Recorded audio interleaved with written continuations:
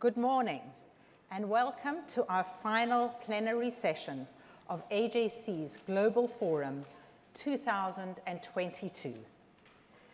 In just under 2 days, we've already done so much together.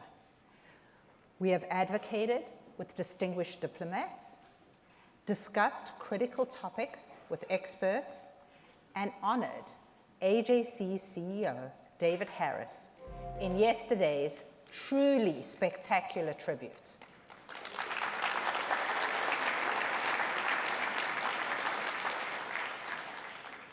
While our program is coming to a close, this jam-packed session has some of the most important and timely content yet. We will examine many of the American Jewish community's most pressing questions and look toward the future. As we enter a transformative period of AJC, this morning's first guest is a person I know is very much on all of our minds. Incoming AJC CEO Ted Deutch.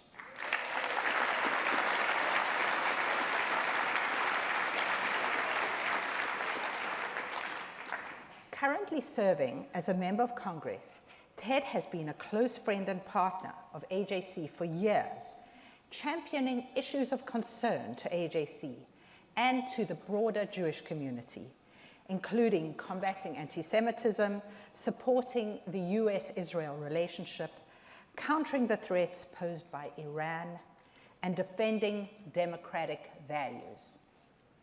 His demonstrated passion for AJC's core issues, extensive foreign policy experience, deep relationships with political leaders and diplomats around the world, fidelity to fundamental principles, and long-standing ties with AJC make him a natural fit to carry on the vital work of our organization, building on David Harris's extraordinary legacy.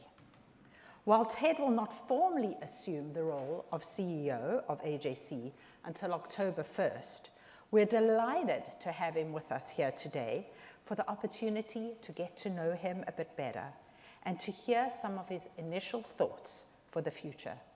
Ted will be in conversation with Amy Pogrebin, journalist and author, and another dear friend of AJC. Welcome, Ted and Abby.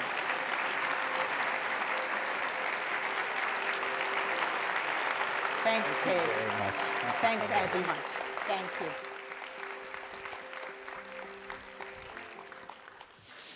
Hello, everyone. Hello, Congressman Deutch, CEO Deutch. Nice to be with you. Nice to be with everybody. Am I allowed to call you Ted just for now, just for official? Always, always. It's true for you. It's true for everyone in the room. Thank you. And thank you for the introduction. It's so wonderful to be here, to be part of the AJC family.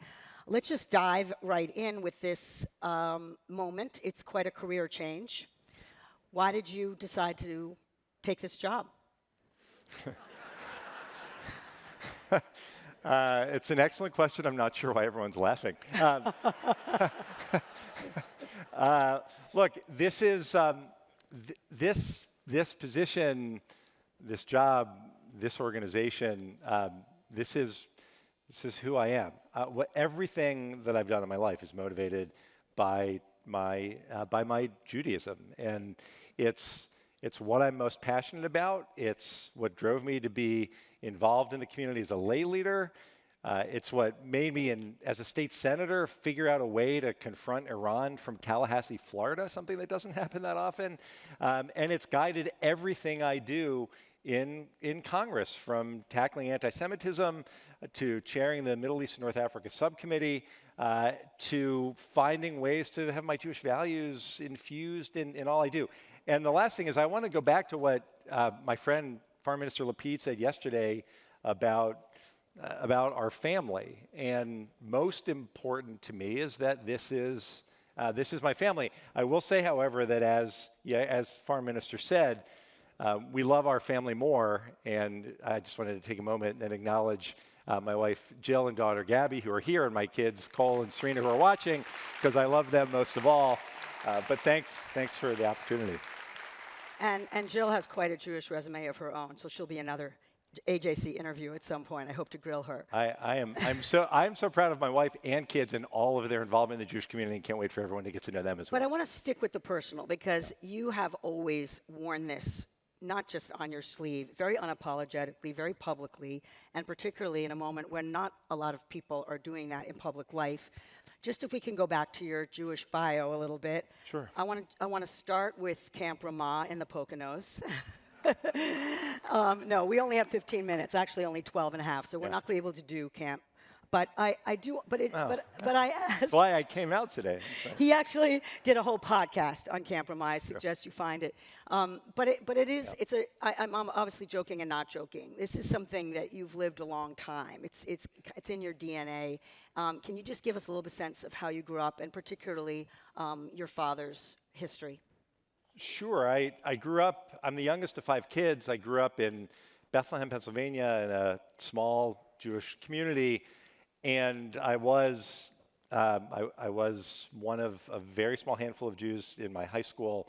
Was effectively I was the pro-Israel community in my high school. I was the Jewish community in my high school. I fought anti-Semitism. I was the anti-Semitism fighting committee in my high school. And it's something I take real responsibility for. But I'm the youngest of 5, and my parents were older than most of my colleagues. My dad graduated from high school, enlisted in the Army, and went off to fight the Nazis in the Battle of the Bulge, and earned a Purple Heart when a piece of shrapnel went through his helmet.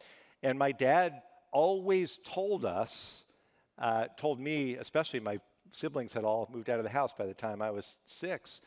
So I spent a lot of time with my father, who always wanted me to know that we are Jews and we are Americans, and we should be proud of both and never take either for granted. And that's what guides me still. In 2019, a Washington Post columnist wrote a story that began with this sentence: "Moral clarity is a rare commodity in Washington." She was actually talking about the discussion about singling out anti-Semitism as a focus in a congressional resolution. But I want to go to more recent moment, 2021. You addressed the House floor in the debate about continued funding for Israel's Iron Dome defense system. And I'd like to play a clip, it's only 2 minutes, of your speech on the floor because it was so powerful and memorable, and then ask you about it. Sure. I thank my friend, Chair DeLauro, and I thank the Speaker. Mr. Speaker, I have a speech about how important it is for us to stand up against terror and the terror strikes against Israel launched by the terrorist group Hamas from Gaza. 4,500 rockets that Iron Dome helped us stop. And I have a speech that's all about how important it is for us to replenish that. But, Mr. Speaker, I cannot allow one of my colleagues to stand on the floor of the House of Representatives and label the Jewish democratic state of Israel an apartheid state. I reject it. Today, this caucus, this body, the House of Representatives will overwhelmingly stand with our ally, the state of Israel, in replenishing this defensive system. If you believe in human rights, if you believe in saving lives, Israeli lives and Palestinian lives, I say to my colleague who just besmirched our ally, then you will support this legislation. May I have 15 more seconds? You owe the gentleman 15 seconds. You owe the gentleman 30 seconds. Is recognized for an additional 30 seconds. Mr. Speaker, we can have an opportunity to debate lots of issues on the House floor, but to falsely characterize the state of Israel is consistent with those, let's be clear, it's consistent with those who advocate for the dismantling of the one Jewish state in the world. And when there is no place on the map for one Jewish state, that's anti-Semitism. And I reject that. I stand in support of this important legislation. I thank the Speaker, the Majority Leader, the Chairwoman for bringing this forward, and I urge every one of my colleagues to stand with us and support it. I yield back.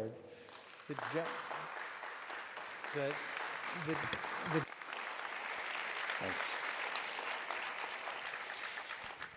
So it is not a given. It is actually not obvious these days to take on one's fellow members of Congress so publicly, particularly in one's own party.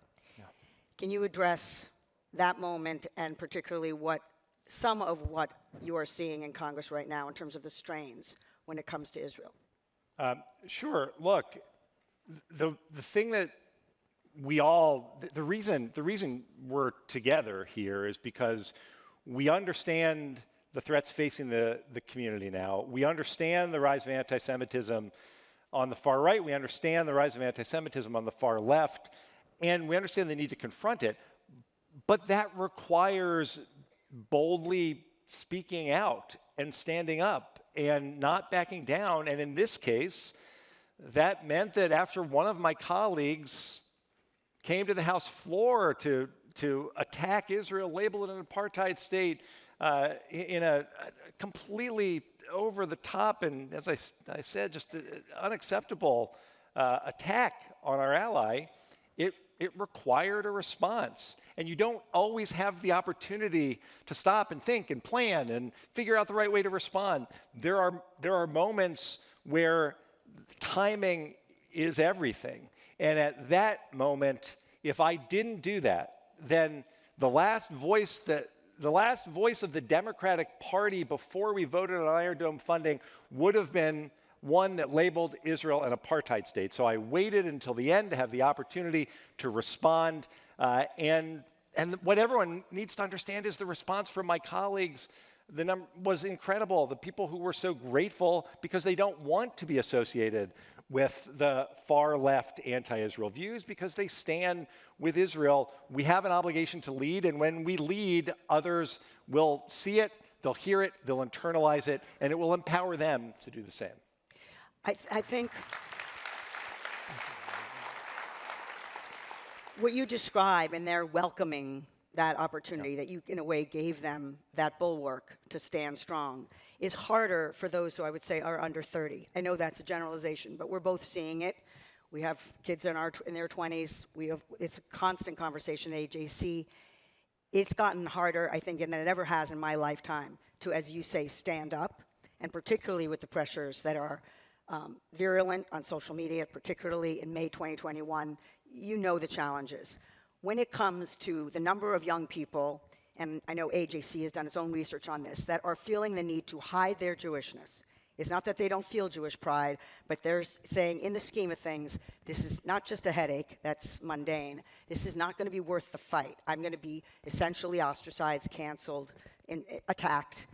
How, when you think about your role at AJC, can you navigate some of these pressures now when it comes to young people? It's a really important, arguably the most important question there is, which is what about the next generation?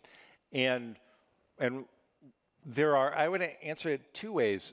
First, just with respect to anti-Semitism and advocacy, you have to make sure that young people are prepared to be the advocates that they can be. The number of people who are afraid to speak up is also a function of people who aren't comfortable, but so many of them want to, and AJC, through the LIFT program, the Leaders for Tomorrow program, trains advocates in high school to be ready to go to a college campus and take this on. And I think the opportunity is to build on that and to create this whole cohort of leaders who will shape the debate as it takes place on college campuses is enormous. That's one piece. But the other piece that we don't spend enough time talking about is the fact that too often we're engaged in this battle on the terms that the anti-Israel crowd wants to engage in, instead of focusing on where we are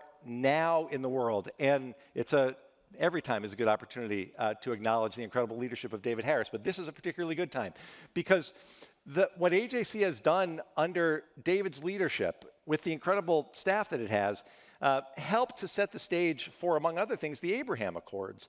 And the circle of peace for Israel is growing, and the number of countries in the world who want to be a part of that, who want to tackle climate change by using Israeli technology, who want to address food insecurity by using Israeli expertise, who understand what Israel brings to the table, that's getting bigger and bigger. We should be telling, we do and need to even more, be telling the story, and our young people should feel comfortable telling it, that there is a very positive story for Israel happening right now. The world sees it, we see it, and we need to make sure that we're sharing that with everyone else. You, just to switch, and I know it's a little bit abrupt to the international stage, but you've raised it with the Abraham Accords. I just want to go touch on when you chaired the Congressional Study Group on Germany, and you used a meeting with Chancellor Merkel to advocate for survivors. Can you talk about that for a second? Oh, sure. So I chair the Congressional Study Group on Germany, which is always very peculiar to people. Deutsch, by the way, no German blood anywhere in my family, just to be clear. I know what you're all thinking. I was asked to chair it by a Republican colleague of mine who thought I would be a good partner. I said yes because I knew that eventually I would have the opportunity to sit with Chancellor Merkel. And that opportunity came, and a delegation sat across from the Chancellor, and I spoke last, and one after one, they raised all the issues that one would expect: trade, the importance of the transatlantic relationship, migration, there were refugee issues, brought them all up. When it was my turn, I turned to the Chancellor and I told her that I represent a community in South Florida with one of the largest populations of Holocaust survivors. And it was a moment where Claims Conference was negotiating, and I explained to her that this was the last opportunity that we had to help ensure survivors could live out their lives in dignity, and I implored her to do more to help. And she looked at me and said, "Congressman, I just returned from the anniversary of the liberation of Dachau." And she said, "You must know the special responsibility that I feel when I shake the hand of a survivor, or when I hold the hand of a survivor or shake the hand of a liberator." And she went on to advocate strongly for more. And again, why do I want to do this job? The relationship that AJC has built over the years, that David has built over the years in Europe, in Germany, forging those close ties that allow those kinds of conversations to happen every day, not just on the occasional congressional delegation. That's what's so special about this. So unfortunately, yes. We're almost out of time, but the last question, you are obviously very accomplished, and congratulations on your career so far. But thanks. Again, I don't know why that's a funny line, but go ahead. But there has to be some spilkis about filling the shoes of David Harris. And as you look ahead, that's the laughter. I understand. I'm putting it all together. As you look ahead at this incredible menu of priorities and challenges, just what excites you, what energizes you, I should say, about the work that lies ahead for you at AJC? Look, I'm leaving a place that is, suffice to say, not the best functioning institution in the world at the moment, where there's great vitriol and members attacking members and partisanship, and it's really challenging. And by the way, I was expecting to continue on in that work, but then this opportunity came along to be in a place where there's this remarkable group of lay leaders and activists who all want the same thing, which is to work together to strengthen the Jewish community and advance Israel's place in the world and defend democratic values, and to have the opportunity to work with those lay leaders and a group of dedicated professionals who spend every day giving their all to this cause, and knowing that I'm stepping in. Yes, I fully acknowledge, I don't know where David is. The shoes are enormous. I can't try to fill David's shoes, but I can absolutely acknowledge it's because of David's leadership over these years that everything I've described about this organization is so set for further growth and success and the opportunity for all of us to build together a brighter future for the Jewish community in the world.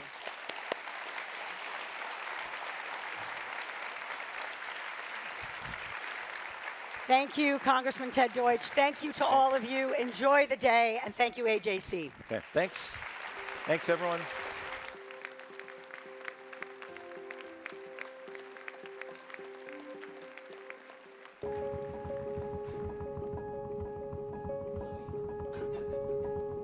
I think that, being Jewish is the part of my identity that I'm most proud of. This is my family's history. This is the central piece of my own identity, and it gives me purpose and meaning in life. I think that being Jewish and being proud are synonyms. The best way that I can be a Jew and embody, to me, the values of Judaism is to be proud of it and to never let anyone take that away from me.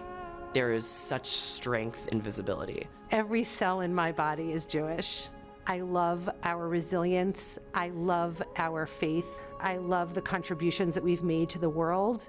I think it brings me a lot of great values, and it brings a lot of our community great values. It brings me a lot of meaning in my life. I want to continue what my ancestors fought for.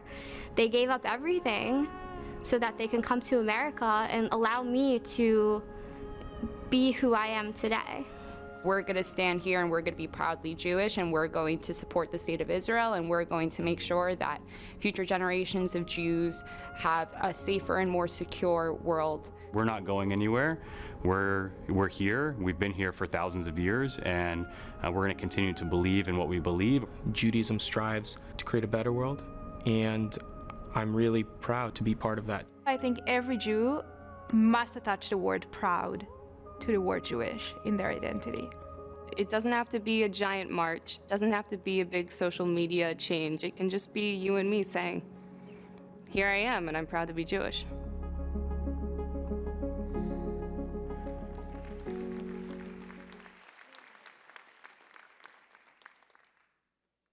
Please welcome AJC Director of Contemporary Jewish Life, Dr. Laura Shaw Frank.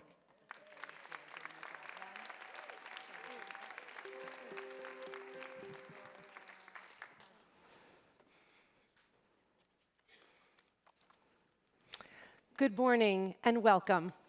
I am thrilled to be here with all of you this morning for AJC's signature Global Forum session, The Great Debate.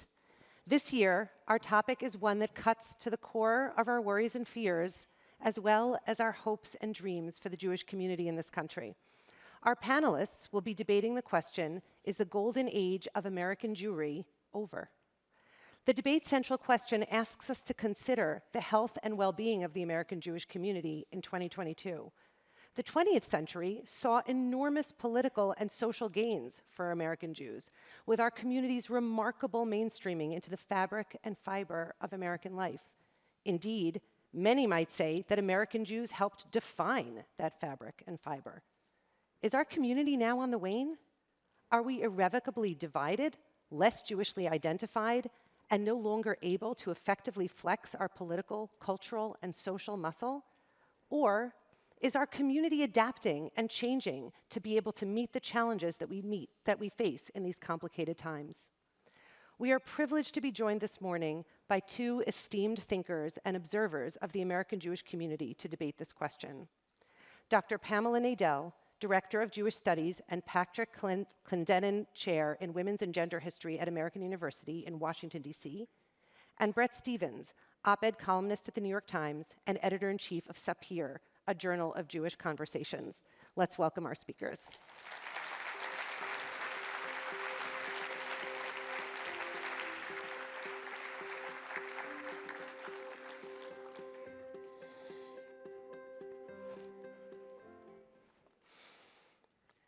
We're going to begin our debate by asking each speaker to offer an opening statement of up to 2 minutes. We will then allow up to 2 minutes of rebuttals, after which I will pose a series of questions to the debaters, who will have up to 2 minutes to respond. We will conclude with 1-minute summations by each debater. Based on a coin toss that we did in the green room, we're going to begin with Pam. Thank you. I want to just tell you before we begin, let's just put it this way, buckle up. This is not going to be a dry debate. Without further ado, Pam. Thank you. It is such an honor to be here at the Global Forum's Great Debate with Bret Stephens, with Dr. Laura Shaw Frank, and I really want to thank David Harris for this provocative question. Golden ages tend to appear in retrospect when our own moment in time propels us to long for some kind of idyllic past. It was 19th century Jews, disappointed by the roadblocks that they faced, like the Dreyfus Affair, who glommed onto the idea of a golden age of Jews in the medieval Muslim world. Our golden age dates to after World War II, as American Jews, in the wake of the greatest disaster in all of Jewish history, ascended to unimaginable heights. Stunningly, Judaism, the faith of just 3% of the population of the United States, became one of the triumvirate of America's major faiths. Post-war prosperity propelled a synagogue building boom as the last descendants of the East European Jews climbed into the middle class. Anti-Semitism even seemed to decline when Gregory Peck, in Gentleman's Agreement, made it unfashionable on the silver screen. That era launched our golden age. And as this forum demonstrates with 1,000 of you in this audience, the signs of its vitality have not abated.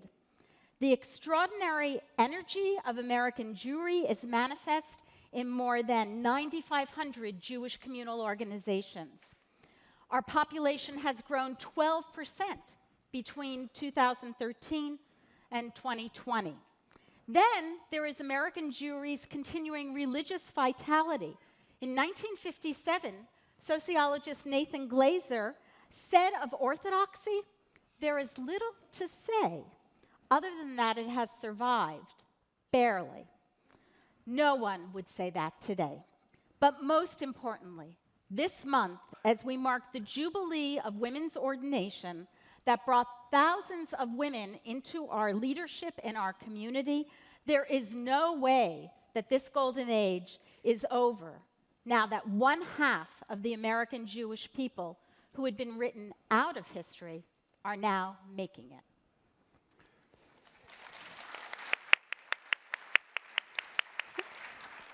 Bret, we turn to you.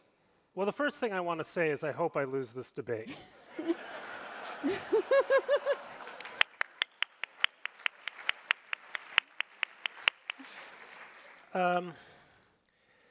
I'm a pessimist by nature, which means I'm Jewish despite my last name.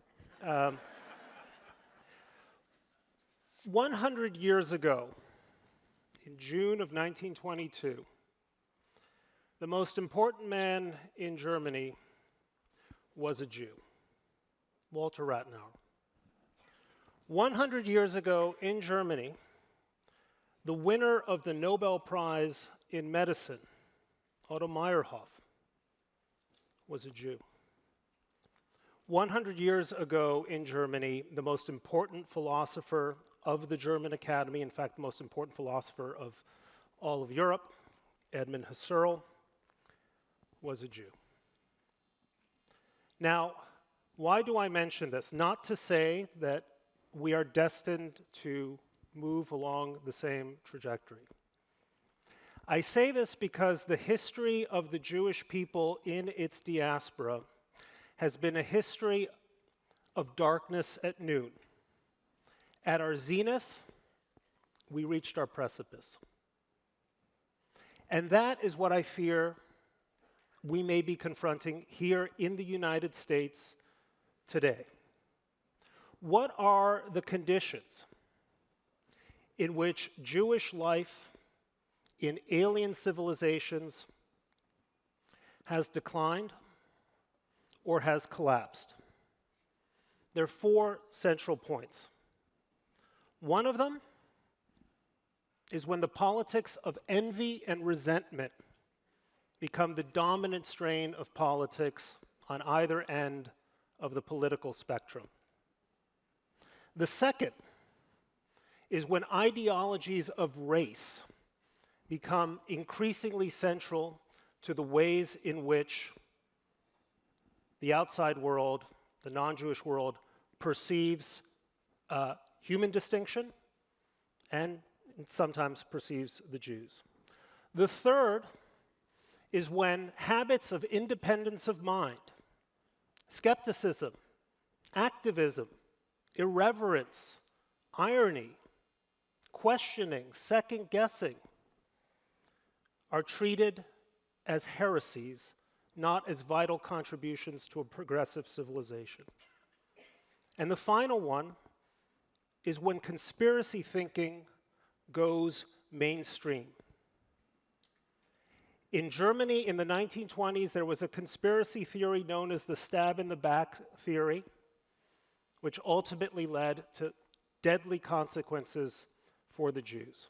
Today in America, we live in a land in which seemingly sane people think that 9/11 was an inside job, that Barack Obama was born in Kenya, that the election of 2020 was stolen from the incumbent president. When people will believe anything about anything, they will believe anything about the Jews.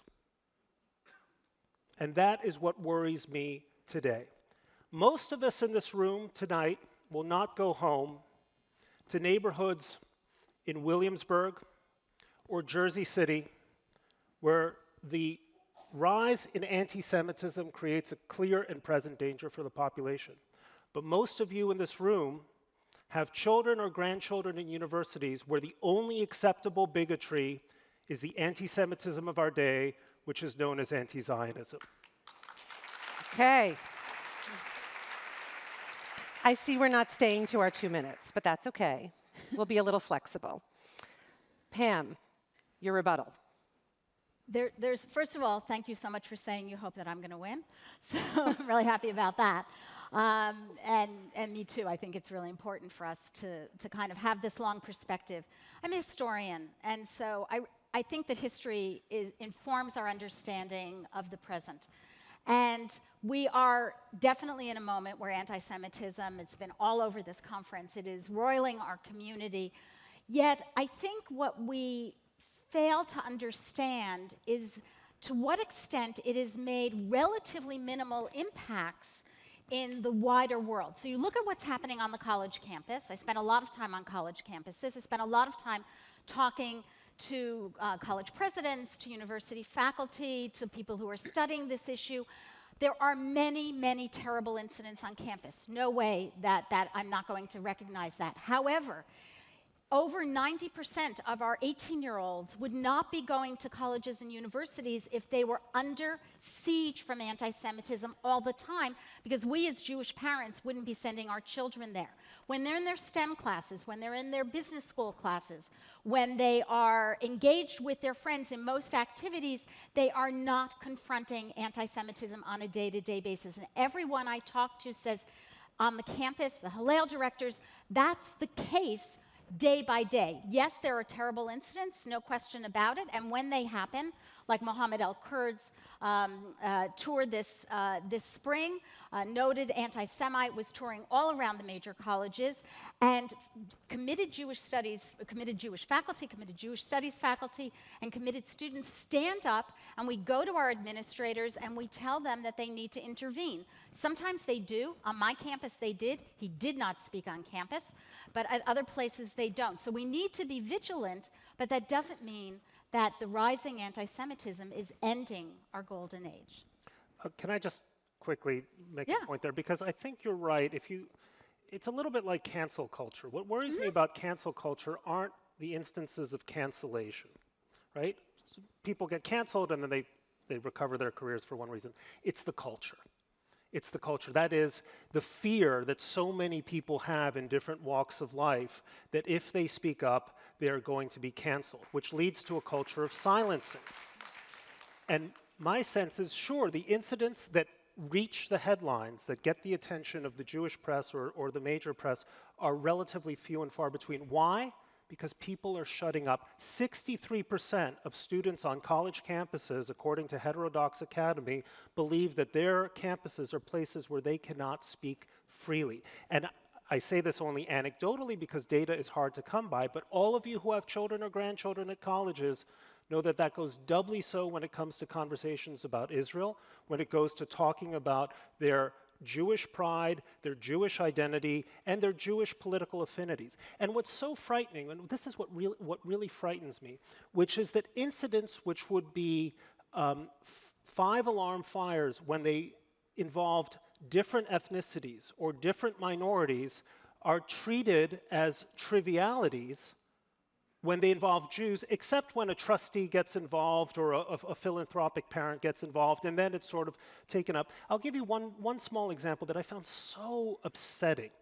You know, after the anti-Semitic attacks of May of 2021 during the war, all of a sudden a few people got it in them to say, right, well, you know, we oppose anti-Semitism. But all of these statements were couched in, we oppose transphobia, Islamophobia, this phobia, that phobia, anti-Semitism, and then 6 others, right? This is the same culture that says, no, Black lives matter, right? Let's focus on the hatred at hand. So notice the cultural double standard that when it comes to anti-Semitism, to denouncing anti-Semitism, administrators, teachers, and the culture at large speaks sotto voce. When it comes to other forms of bigotry, they are loud and insistent, and that's a telling difference. Okay, but I would argue back that you're right. I mean, I've seen a lot of those statements, but I would argue back that especially in the wake of AJC and Hillel hosting university presidents to talk about anti-Semitism, that conversation is changing. I mean, I've seen signs of that conversation changing. So when we issued a statement condemning anti-Semitism on campus, because we'd had an issue where we had a Jewish student and a Muslim student plan a joint Pesach Iftar event, and the Muslim Student Association pulled out. The one I felt really badly for was that Muslim student who had planned it. We issued a statement opposing anti-Semitism, and we did not issue it under the rubric of all of these other things. So I think since May 2021, we are seeing the beginnings of a change. We are also seeing, and I talked to a lot of faculty who are involved with this, we are demanding that the diversity, equity, and inclusion programs on our campuses, that they introduce information about anti-Semitism and information about the Jewish people, that they've been ignoring that. You're absolutely right, but they are not going to continue to ignore it any longer. Okay. We are going to return to the question of anti-Semitism in a few minutes. At this time, I want to turn to some questions about the Jewish community as a whole, and I'm going to start with a question about demography. The 2020 Pew Survey of Jewish Americans showed a community with a steadily shrinking center. American Jewry is becoming simultaneously more Orthodox and more unaffiliated. The once large conservative and reform movements are contracting. And among American Jews who have gotten married since 2010, 61% are intermarried. While the offspring of intermarriages have become increasingly likely to identify as Jewish in adulthood, still, this group remains far less affiliated and identified as a whole than the offspring of endogamous marriages. Does the picture of American Jewry from the Pew Survey depict a community with its best days behind it? Start with Bret. Look, what you have is a Jewish community. Let me put it this way. There are, if my memory serves, there are 8.6 million Americans today, as best as we know, because surveys of the Jewish population are very imprecise, and you never know which Jewish children grow up to choose to be Jewish adults. But as best as we know from the survey data, there are 8.6 million Americans today who had a Jewish parent. There are 4.3 million Americans who actively affiliate with a denomination, conservative, Orthodox, or Reform, and who participate in some meaningful way as Jews. So other than simply saying, oh yes, you know, my mom was Jewish, my dad was Jewish, that there's some meaningful content in their Jewish life. That's 4.3 million. This is a country that in my lifetime has grown from 211 million people to 320 million people. So essentially, or 330 million people, so essentially a third in the growth of demography, and yet the Jewish population has more or less remained stagnant, somewhere between 5 and 7 million.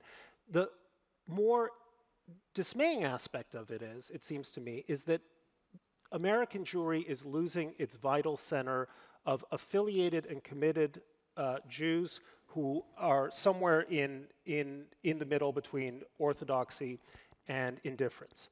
And so what you're looking at now is a picture of, of American Jewish life in which American Jews are either entering the mainstream of American life and often disappearing into the mainstream, or they're more identifiably Orthodox, which is a wonderful thing with one exception. It is the Orthodox community that increasingly bears the brunt of visible and virulent anti-Semitism.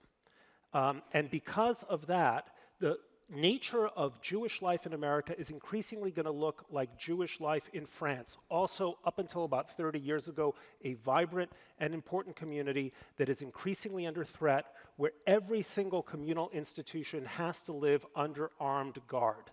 By the way, just look at the amount of security, not just here, but every shul, every day school, and how that's increased in the last several years. And ask yourself, don't you feel a bit like the lobster that's getting boiled in the pot? Ooh. Okay. Pam. So what's prompting the question is how critical it is for us to have a denomination in the center, right? That's really what we're getting at. We watched the conservative movement, which was the movement that rose as our golden age was born in the 50s. We watched it rise to be the largest movement, and now we've watched it decline. The question is, do we need a center, a denominational center, when we know so many Jews are not affiliating with the denominations, the way, by the way, the rest of the American population is also, if you ask them what their religion is, they answer none. So do we need a vital center for American Judaism to continue its golden age? And I actually think not. I think I'm not writing off the conservative movement. There are 1.25 million Jews in the conservative movement, and it will remain an important segment of American Jewry. But those 9,500 organizations that I mentioned, which was a figure that is guesstimated in 2010, so maybe there are more by now, maybe the decline of the center has allowed American Judaism to expand its range of opportunities and ways of identifying.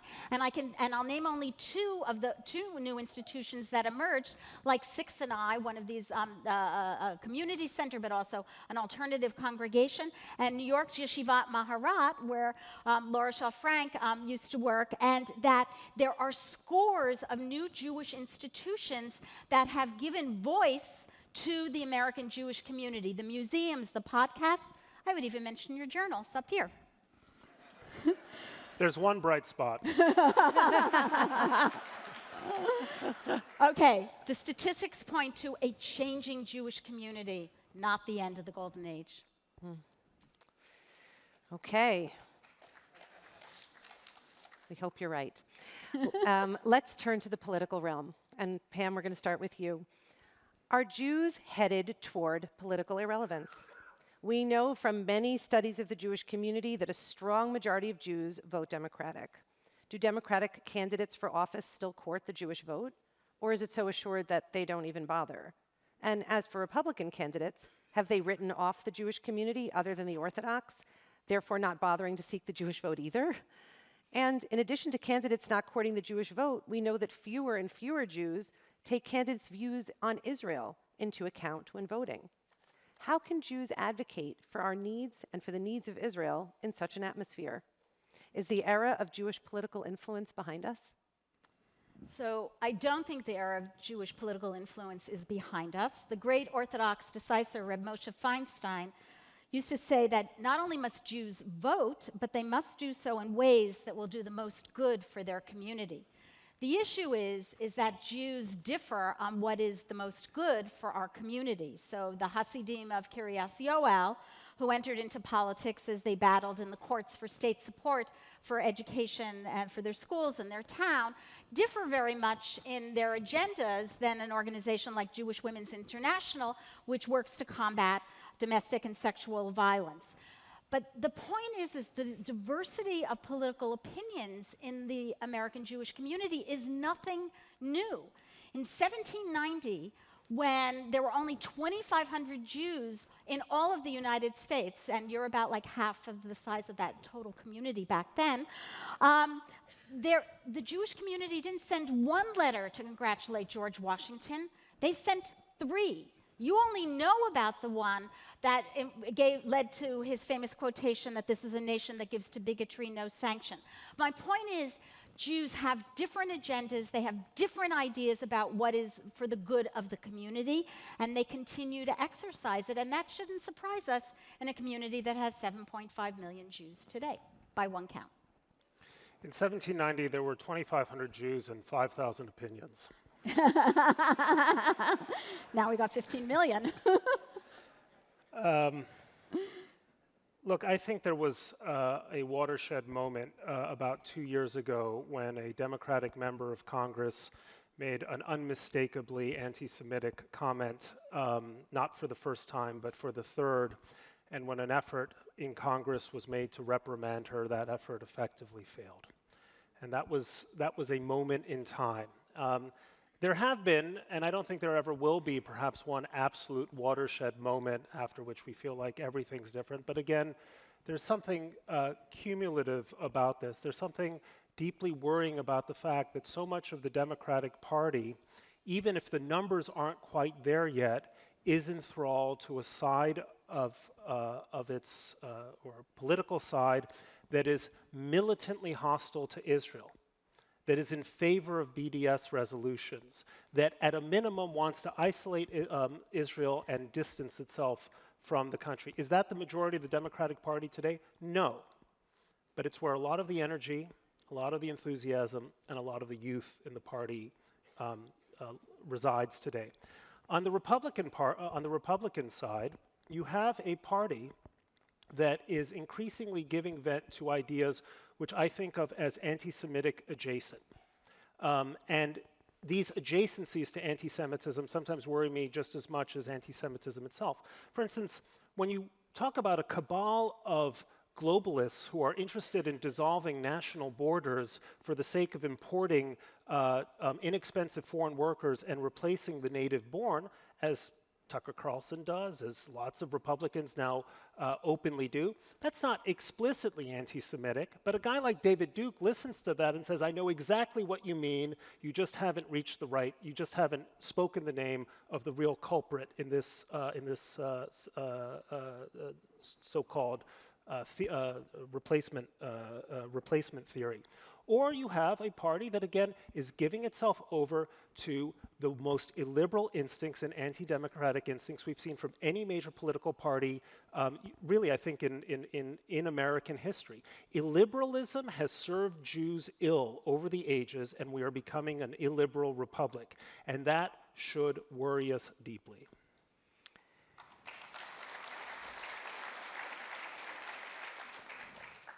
We've been touching on the issue of Israel, so let's dive in a bit. Numerous studies have shown that attachment to Israel is waning among younger American Jews. The reasons for this are complex, but we know that attachment to Israel has been a very important part of American Jewish identity for many, many decades. And support of Israel once had great unifying power for the American Jewish community, but it's quickly becoming a source of enormous division. Adding to the complications, Israel doesn't seem to need American Jewry the way it once did.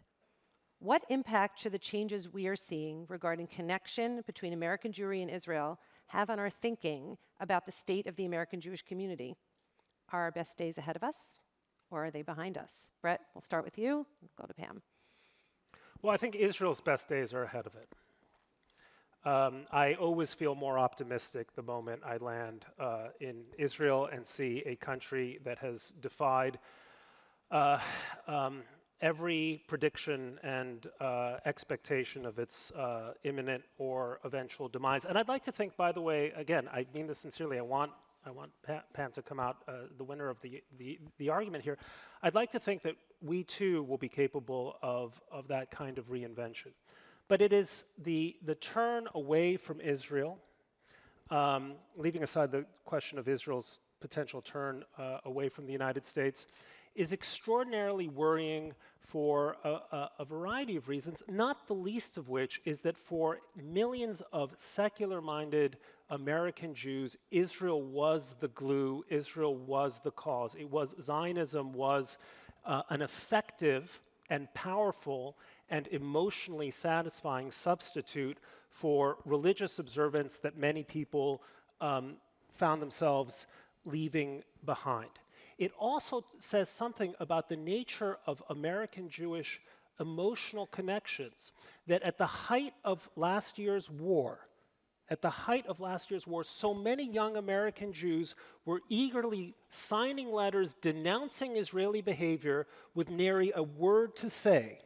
This was rabbinical students even, with nary a word to say about the suffering of Jews who were being sent into bunkers or into shelters because they were under massive rocket fire from a terrorist enemy that otherwise opposes everything that these liberal-minded American Jews believe in. That should have been another moment for us to worry about what has gone wrong in the American Jewish community. Now, I know this is just a segment of the American Jewish community. It's not yet the majority of it, but you feel the energy. You see it when the Harvard Crimson, which is basically a terrible newspaper, chooses, in the midst of an actual genocide in Ukraine, an actual genocide taking place in Ukraine, to decide to support BDS.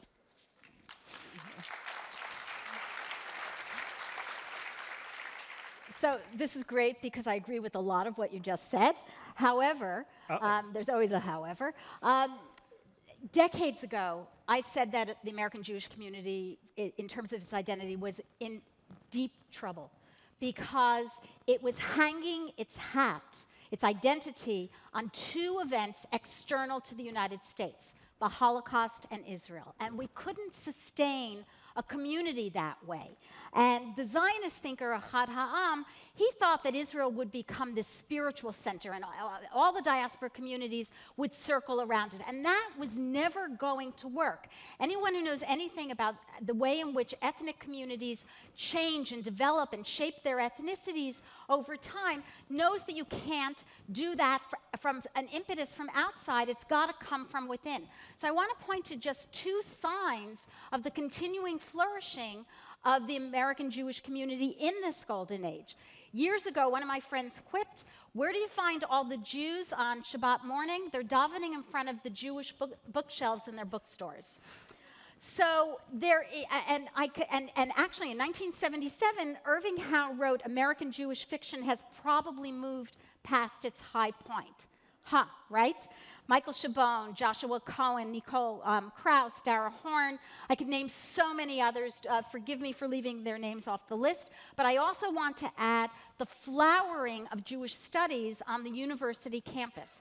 In 1950, at the beginning of our golden age, there were only 2 Jewish faculty teaching, Harry Wolfson at Harvard and Salo Baron at Columbia. Today, there are 1,800 members of the Association for Jewish Studies, the Learned Society for Jewish Studies faculty, and we are teaching all over the United States and actually on continents beyond the United States. The point is, and you've actually spoken publicly about this, you've spoken about how a Jewish studies professor, Leon Kass, when you were at the University of Chicago, and how he affected your understanding of what it means to be a Jew. We don't teach only Jewish students, but this is a sign of the flourishing of our golden age, and it's not diminishing. Leon would not tell you, Leon would, I'm sure I'm speaking for him, would not tell you that this is a golden age for American academia or a golden age really for Jewish students or the Jewish students that he had. This is, first of all, I had him as a teacher 30 years ago. We're living in a new era. I just want to make a small point because I think everything you say is fair and true. But if you were to take a snapshot in time, you would also be able to say, not just in academia, but look at politics.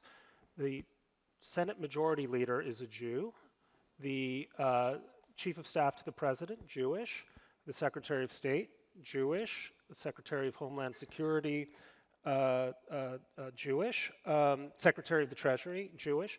if you were to look at that, you would say, well, how can you possibly say that this golden era is behind us? My concern is not with the present. My concern is that trends deeply embedded now are going to manifest themselves in ways that we will find difficult to reckon with just 10 or 15 years. And your kids and grandkids are sensing this, and they are seeing this, that Jewish culture, Jewish ideas, Jewish impishness, Jewish irreverence no longer accounts for the beating heart of American culture. You can go to literature, plays, theater, one thing after another. It's kind of been eclipsed. And it's been eclipsed sometimes in ways which are entirely to the good, right? We should have more Indian writers, more African-American writers, and so forth and so on. And it's also been eclipsed in ways that I think are less salutary and less hopeful. Above all, a culture of censoriousness throughout American cultural life. I don't just mean campuses, I mean publishing houses, newspapers, magazines, and so on, which hurts everyone, but particularly hurts the Jews, because we've always had this culture of second guessing, which has been so central to our identity, and which explained why Jewish culture had its zenith sometime in the middle of the 20th century, when American liberalism and Jewish values coincided for that brief and wonderful moment. Pam? You know, this is, by the way, this is a debate, like, this is the classic Jewish debate, like, you know, between it can't get much worse and yes, it can. Right? Right. It's like, you know, the two Jews, one's reading the Nazi newspaper, and it's because he reads about all the power Jews have, and the other one's reading the Jewish press, and it's saying how terrible things are. I know. Exactly. You read the Jewish press much too much. Right, absolutely, there's no question. We're going to turn to our last question now, and Pam, I'm going to start with you. You actually have a book on the history of Jewish American anti-Semitism coming out in 2025. So let's talk about anti-Semitism. The most concerning topic regarding the welfare of the American Jewish community in many ways. Even a mere decade ago, I think that many of us, myself included, believed that anti-Semitism was no longer really a problem for American Jews. It was kind of fading into the woodwork. It was a thing of the past. And we now see that that is far, far from the case. And while anti-Semitism on the right is typically easy to identify, anti-Semitism on the left, which is often intertwined with anti-Israel sentiment, can be much more complicated. While criticism of Israel can be legitimate, as criticism of any government can be, we have all seen where anti-Israel sentiment crosses the line into anti-Semitism through use of anti-Semitic tropes, calls for exclusion, and even violence against Jews and Zionists. What impact does rising anti-Semitism in America have on the ability of Jews to flourish in American society, whether it be in Jewish places of gathering, virtual spaces, or college campuses? Can we find reasons to be optimistic about the future? So, I think we can find reasons to be optimistic about the future, but there's no question that the world has changed. In 2000, an academic wrote a book with the wonderful title, The Death of American Anti-Semitism. Nobody would buy into that now. But I do take heart, again, from some of these surveys. So, for example, a survey of 10,000 Americans recently about BDS found out that only 5% of Americans express any degree of support for BDS, and that 84% of adults and 83% of adults ages 18 to 29 had heard either nothing at all or not very much about BDS, and that's after about almost 20 years of a BDS barrage. So the point is, there are things that I think we can be optimistic about. I'm also somebody who understands that the world continually changes. So maybe Bret's right, and that this culture shift that we're seeing at this moment is so deeply embedded in our moment that it's going to take us into a nefarious future. I don't think the comparisons to Germany in the 1920s are fair. I don't think they're correct. I think Germany in the 1920s was a much, much more troubled place, and it was a place where people would not have said, as the Pew Research Center shows us, that the most admired religious group in the United States, according to this Pew Research Center, are the Jews. They do this warm feeling, this thermometer scale, and Jews always come out on top. So I think what we have is we have this polarization at the moment. We have rising anti-Semitism, but we have so many other signs of the continuing flourishing of our community, and this Global Forum is one of them. Again, I hope you're right.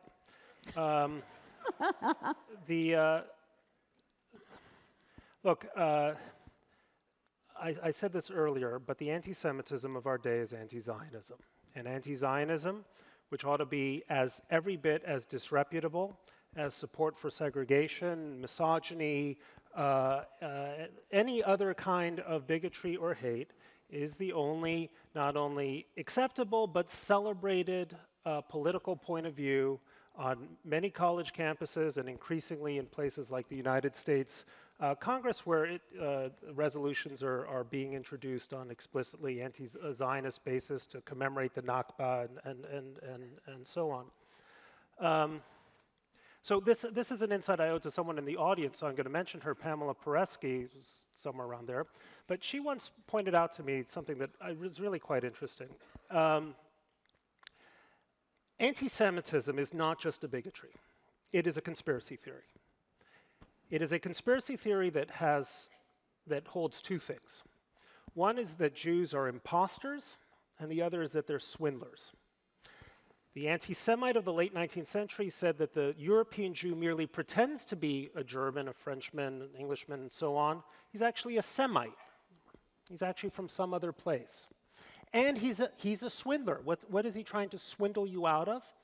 Your patrimony, your inheritance, your culture, your nation, and one thing or another. Those were the two tenets of traditional anti-Semitism, which required in turn a political program to stop the Jews.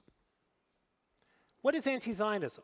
It is a conspiracy theory that holds that Jews are imposters and swindlers. The anti-Zionist says that the Jew claims that he is originally, or his ancestors were originally, from the land of Israel, but they're really from Poland or Galicia or wherever, and moreover, they're swindlers. They're trying to swindle Palestinians out of their own patrimony. These are essentially identical hatreds, both conspiracy theories, both aimed at the political interests of Jews, and one of these hatreds happens to be, again, the most in vogue hatred on American college campuses. So how can you not be profoundly worried? And just one other quick point. Again, most of us, I suspect, are not going to go home tonight to Williamsburg.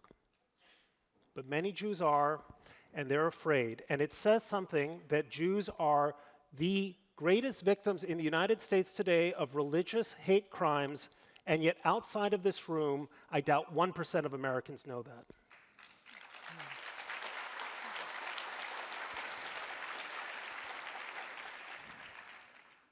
There is so much more to say on the topic of whether the golden age of American Jewry is over, but unfortunately, it's time to turn to our closing statements.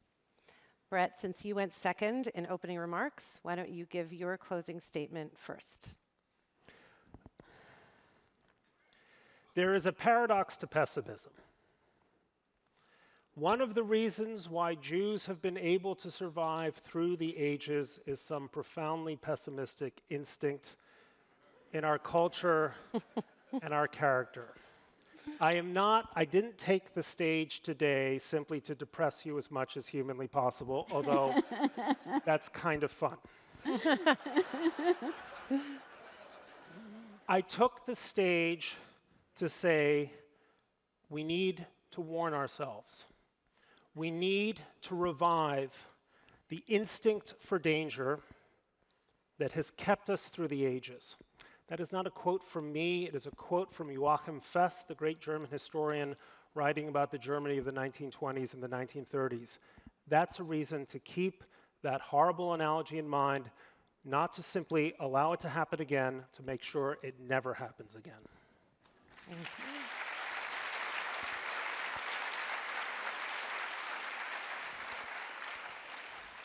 Well, once again, we agree on a lot of things except for the conclusion. The perception that our golden age has ended rests on the rising anti-Semitism, and I would include anti-Zionism of our day. But the golden age of Sephardic Jewry also had terrible episodes of anti-Semitism. Maimonides, its towering figure, had to flee Cordova after a fundamentalist Islamic regime conquered his birthplace and forced Jews and Christians to convert. And his family went into exile, first to North Africa and then over into Egypt. At one point, Maimonides said, "I have not attained the learning of my forebears, for evil days and hard times have overtaken us, and we have not lived in tranquility." We don't live in tranquility in America again, yet the religious, the political, the cultural, and the intellectual vibrancy of our American Jewish community of the past 3/4 of a century, I believe, is going to continue despite anti-Semitism, which so often has a paradoxical effect of both strengthening Jewish identity as well as damaging it.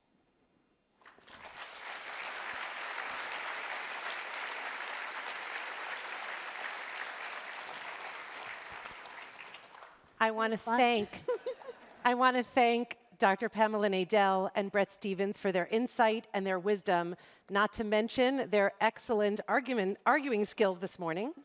We live in times when it often seems it's impossible to have a civil debate.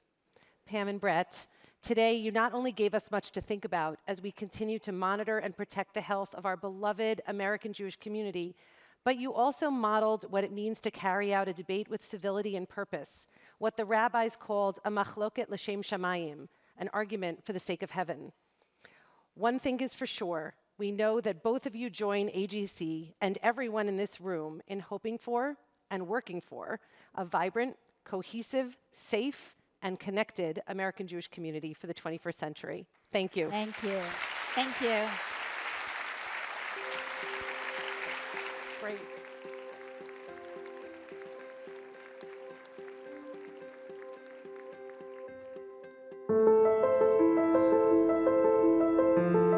There's a new task force, and it's taking a stand at IU Bloomington after a rise in anti-Semitic acts targeting students who are on campus.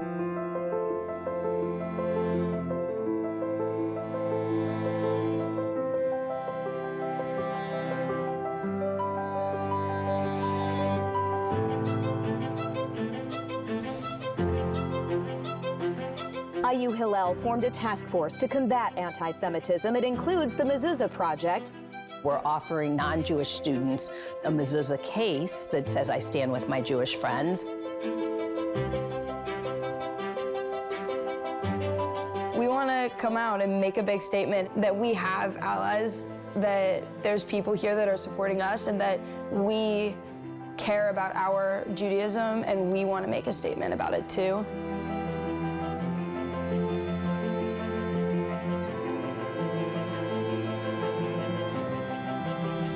As a non-Jewish member of the task force, I've really benefited from learning more about Judaism and how to be a better ally to my Jewish friends and fellow students.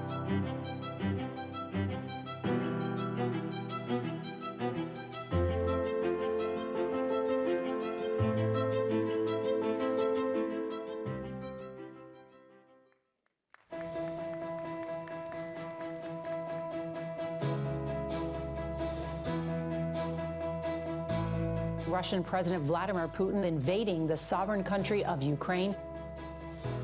Tonight, a worsening humanitarian catastrophe in Kharkiv. Mr. Zelensky says that the heavy bombardment amounts to a war crime. And added to mounting evidence that Putin's war has put civilians in the crosshairs.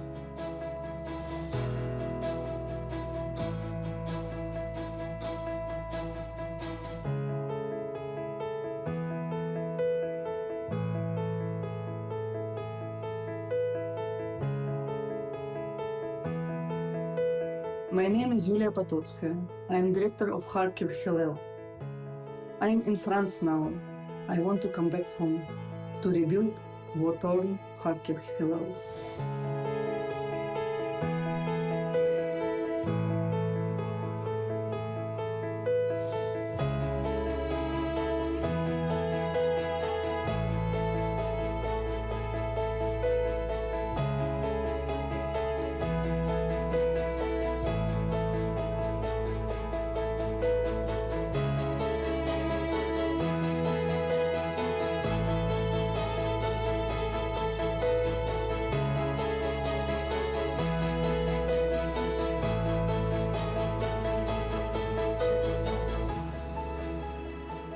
My name is Olena Hanema, and I am in Czech Republic now. I'm counting days until I can come back to my home in Hillel, Kharkiv, to create, to inspire, to hug my friends, to have Shabbat dinner together, and to live my normal life again.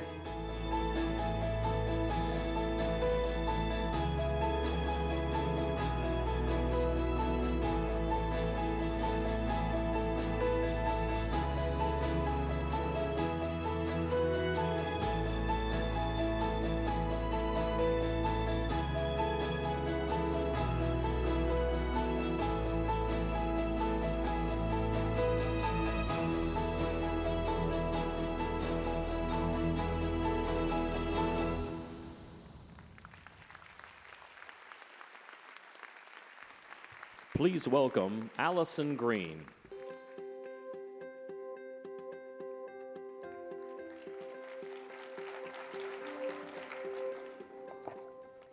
Good afternoon.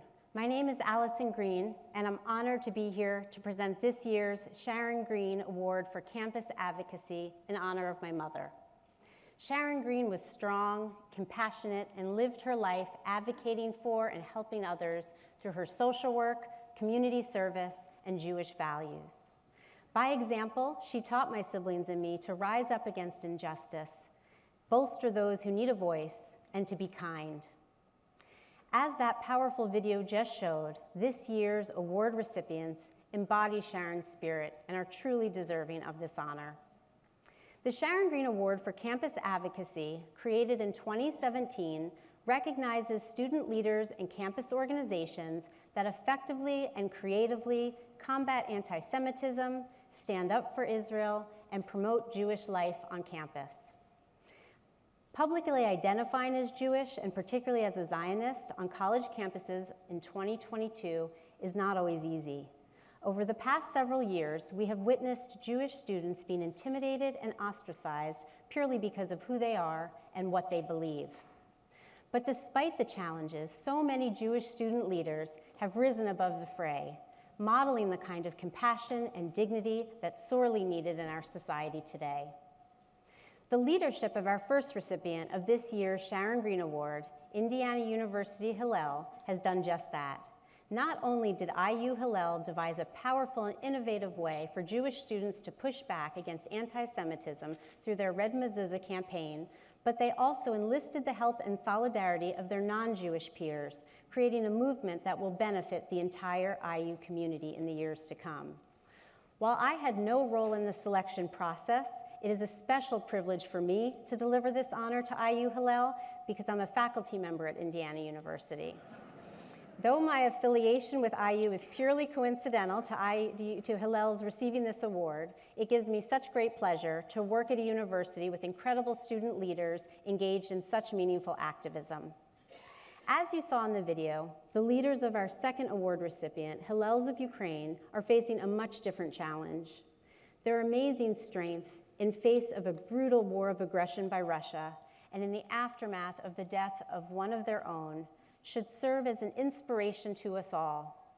We hope and pray that they will be able to return to their physical and spiritual home at the Hillel in Kharkiv very soon.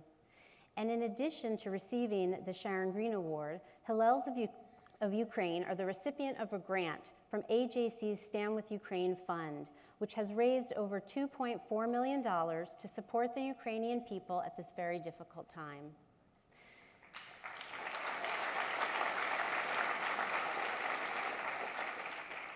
Although our recipients from Hillels of Ukraine could not be with us today, we will hear from them via video message in just a few minutes. Our hearts are with them, their families, and the people of Ukraine. At this time, please join me in welcoming Kaylee Werner and Zach Kolozinski of the IU Hillel Anti-Semitism Prevention Task Force to the stage to receive the first of this year's Sharon Green Awards.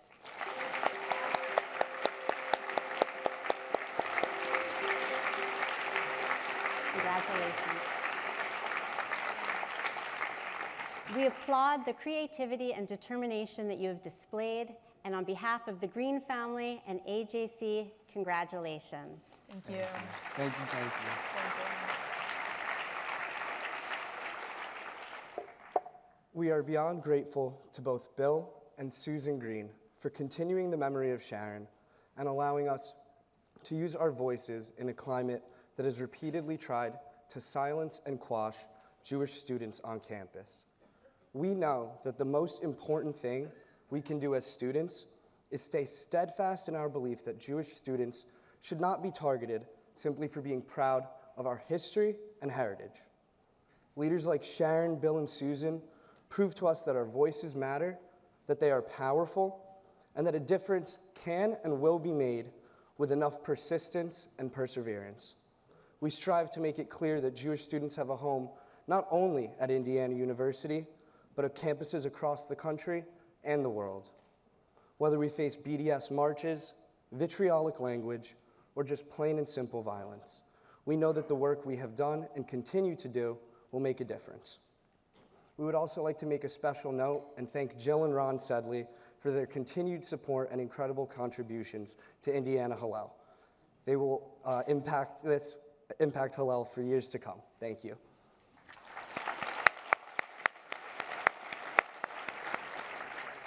As many of you know, beginning in the fall of 2021, our college campus was struck by the same plague that was spreading around the country, anti-Semitism. Mezuzahs were torn off of doors, Nazi symbols were painted around campus, online attacks were aimed at Greek life Jewish students. Sadly, the list goes on. I found myself wondering, why all of a sudden did the campus that had originally wowed me with its commitment to diversity and inclusion not feel safe anymore? In order to keep our campus, our home, safe, we, along with other dedicated, passionate Jewish students, have taken a number of actions this year. We have shared over 500 mezuzahs around campus. We hung a large mezuzah in the center of our student union. We met with our campus president. We tabled. We passed campus-wide legislation to adopt the IHRA definition of anti-Semitism, and we have much more planned for next year. To date, we have spread our message to over 25,000 students across campus. None of this would have been possible without the support of the greater Jewish community, and of course, the Green family. I am eternally grateful to AJC for helping us to know that we have unwavering support in our mission to make college campuses feel like a safe space for Jewish students. Thank you.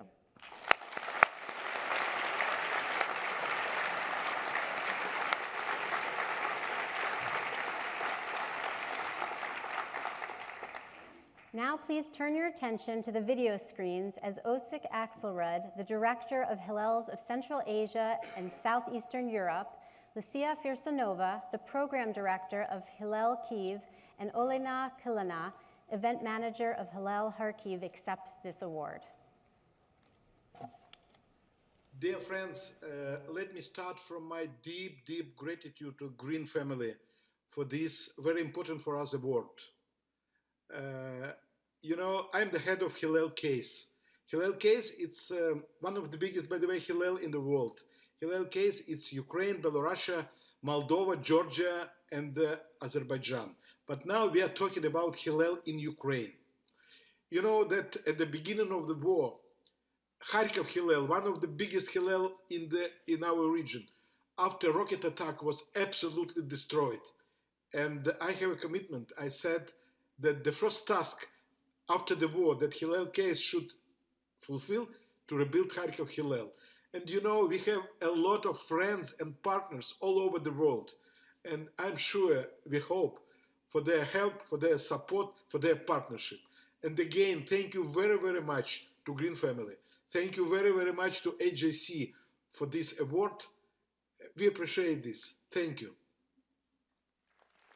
Hello everyone, my name is Elena and I am a student of Hillel Kharkiv. I'm saying it in the present tense because once I became a Hillel student, I will feel like that forever, even though my home Hillel office is totally ruined. We are so proud of our students who volunteer, who stay in Kharkiv or help from other cities, and who connect to a call every Friday to say Shabbat Shalom to each other over such a long distance. From all the Hillel case, I can say that it is a big honor for us to have this award. Hillel case and Hillel Ukraine in particular are experiencing the hardest time of their history. And we are so grateful to have that much support from our colleagues abroad, from AJC and from Green Family, so that we know that we're not alone. It is extremely important to have a connection with international Jewish community in this tough time. Thank you. Hillel Kharkiv, it was my first Hillel. It's a Hillel which was my second home when I was in the university. And this Hillel involved me in the Jewish community, and thanks to the Hillel Kharkiv, I am staying now in Kyiv, and I am the member of the Hillel family now. I was shocked when I saw the main hall that destroyed, that everything was destroyed there. We hope that the war will end soon, and then we will rebuild the Hillel from the zero. We hope that it would be the new chapter for the Jewish community in Ukraine. Thank you, AJC and Green Family, for this award. Your attention is very important for us, for me especially now. From Hillel Kyiv, from Ukraine, with love and peace and great gratitude. Please welcome AJC Board of Governors member Daniel Pincus.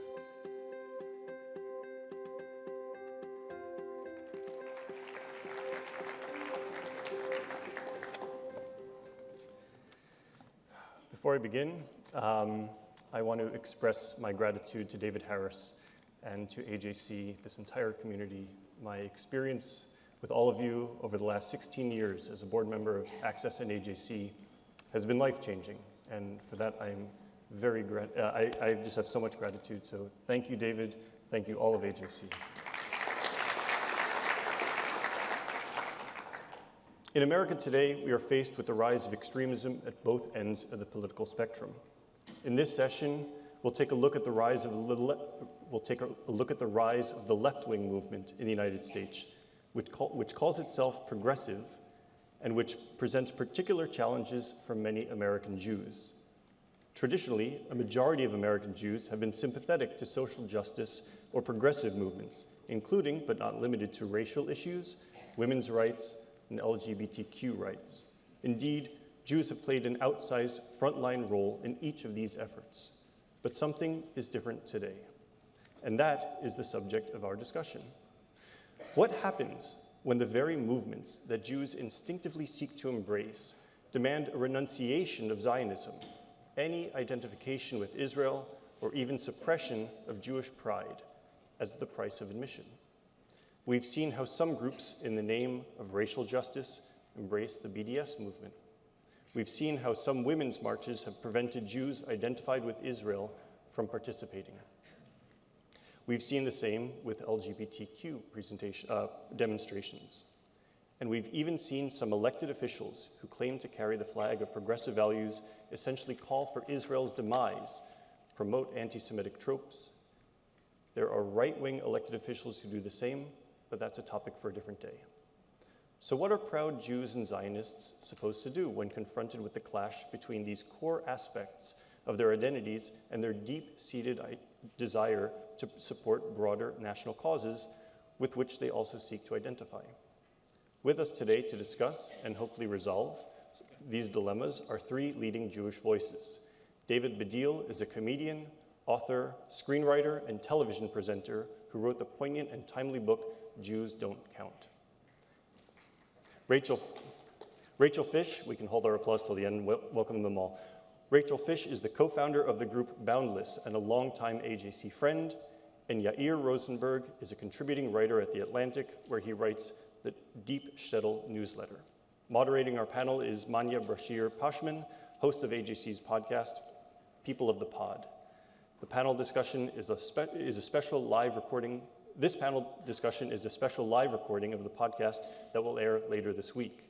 Please join me in welcoming to the stage Yair, David, Rachel, and Manya for this week's episode of People of the Pod.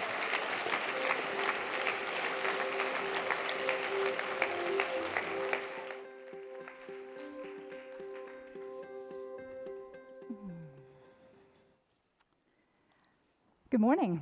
Or is it afternoon? I've lost track of time. I'm Manya Brashear-Pashman, host of People of the Pod, AJC's weekly podcast about global affairs through a Jewish lens. And you, ladies and gentlemen, are about to be on that podcast because we are getting ready to record this week's show before a live studio audience. You. That means when you clap, our listeners will hear it. When you laugh, our listeners will hear it. And when the episode goes live later this week, you will be able to access it at ajc.org/podcast or on your phone, Apple, Google, wherever you get your podcasts, and share it with your friends. That's me cackling like a hyena in the front row. That would be me, at least. In just a moment, we are going to start recording. But before we do, let's do one trial run of applause. I'm going to count down and give you your cue at 3, 2, 1. Well done, well done. Here we go. Hello, and welcome to a very special live show of People of the Pod.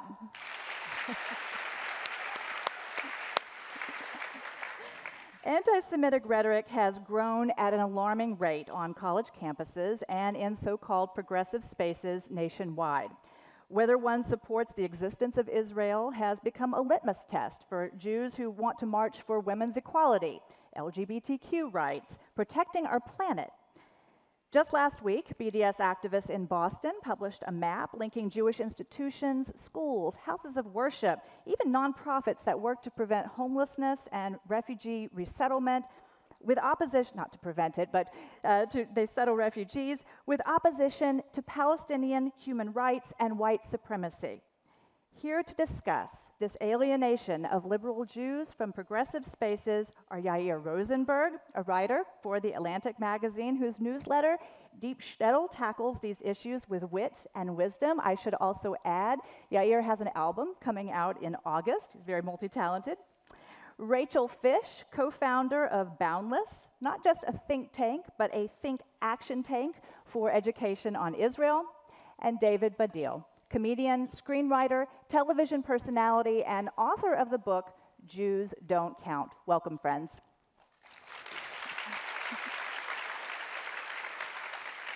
So I have to begin with a confession of my own. I was a religion reporter in Chicago for many years before I came to AJC, and I remember in 2017 when activists were turned away from the Chicago Dyke March because they were carrying rainbow flags with the Star of David. I remember getting calls from my sources at AJC, and I shrugged my shoulders. So some people got turned away from a rally. That's unfortunate. On to bigger news. I did not see a story there because I didn't know that this was part of a nationwide, if not worldwide, trend of excluding Jews from these so-called progressive spaces. I say so-called progressive spaces. I'm thinking back yesterday to Katharina von Schnurbeins' comments.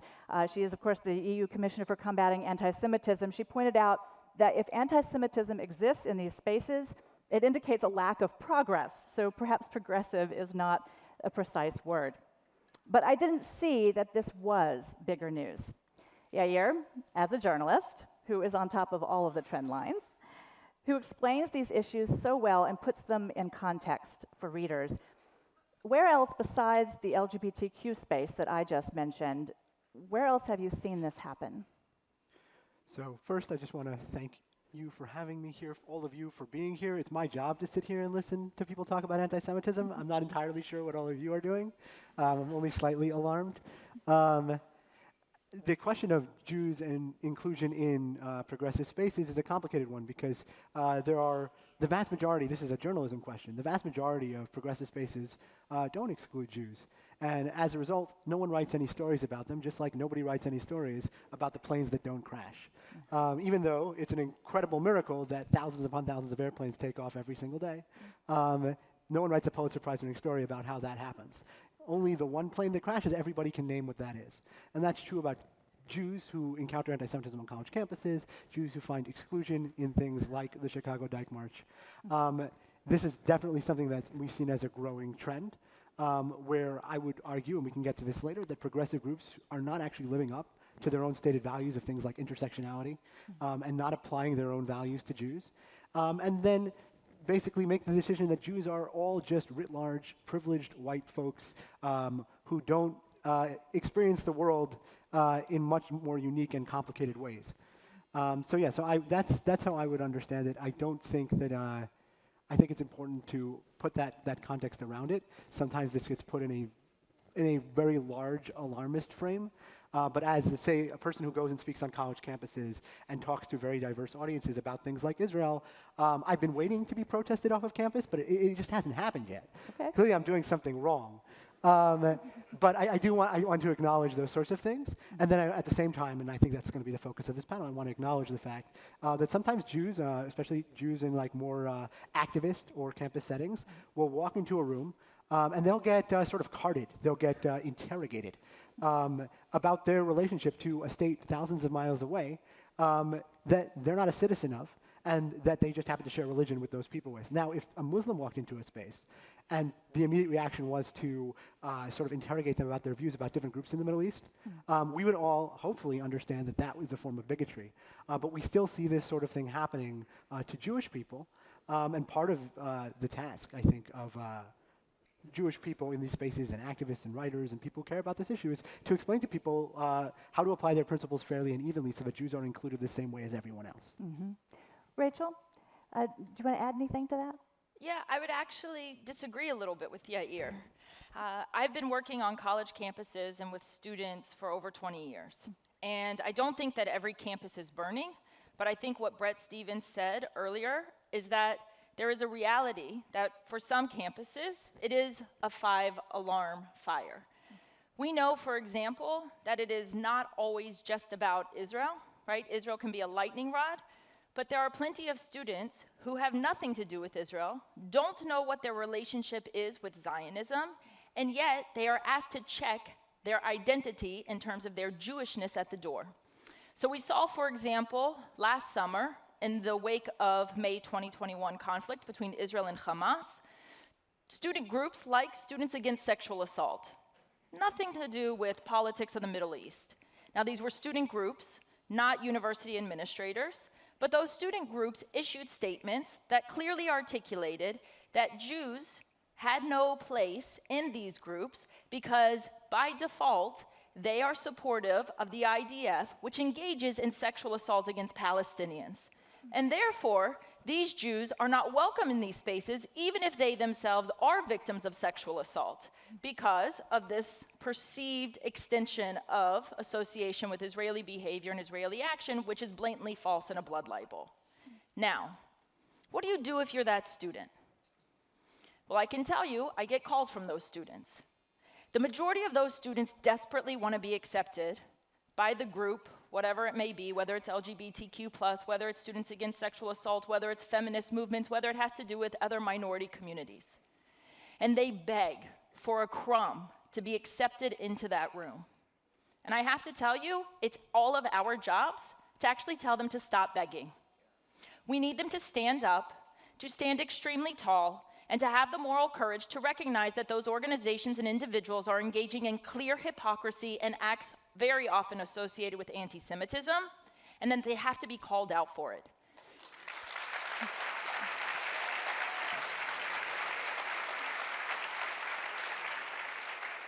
Now, I just want to say, because I am an academic, I'm a historian by training, there's real opportunity to call in. And the reason we have to call in is because the majority of individuals, especially 13 to 35 years of age, are what we call don't knows. Straight up don't knows. Because if you ask them, what is anti-Semitism? Yair has heard me say this. We did research. Most of them say, what's a Semite? Fair question. Then they also want to know, well, I'm anti-racist, I'm anti-Islamophobic, I'm anti-homophobic, so I'm probably an anti-Semite. Now we chuckle. We chuckle because we can, and we know what anti-Semitism is. But it's actually not a laughing matter. Because the younger you go, the more clear it is that they actually don't know what Jew hatred is. So we need to label it very clearly by calling it Jew hatred or hatred of Jews, and educate them and sensitize them around Judaism, Jews, the Jewish people, and the state of Israel. So Rachel, I want to pick up on that. Is education the answer? I mean, in today's political climate, can Jews, can you be proudly Jewish? Can you be pro-Israel in a progressive liberal space? Yes, but you might have to create your own organization and club. Okay. And you have to be okay doing so. But I want to just say one other thing, and then happy to hand it over to you, David, which is... I think it's over. I think the whole thing's 25 minutes. No, but I'll just say last thing, which is you have to be able to educate, but we're foolish if we think that education alone solves for this problem. Yeah. Okay. David, I would like to turn to you.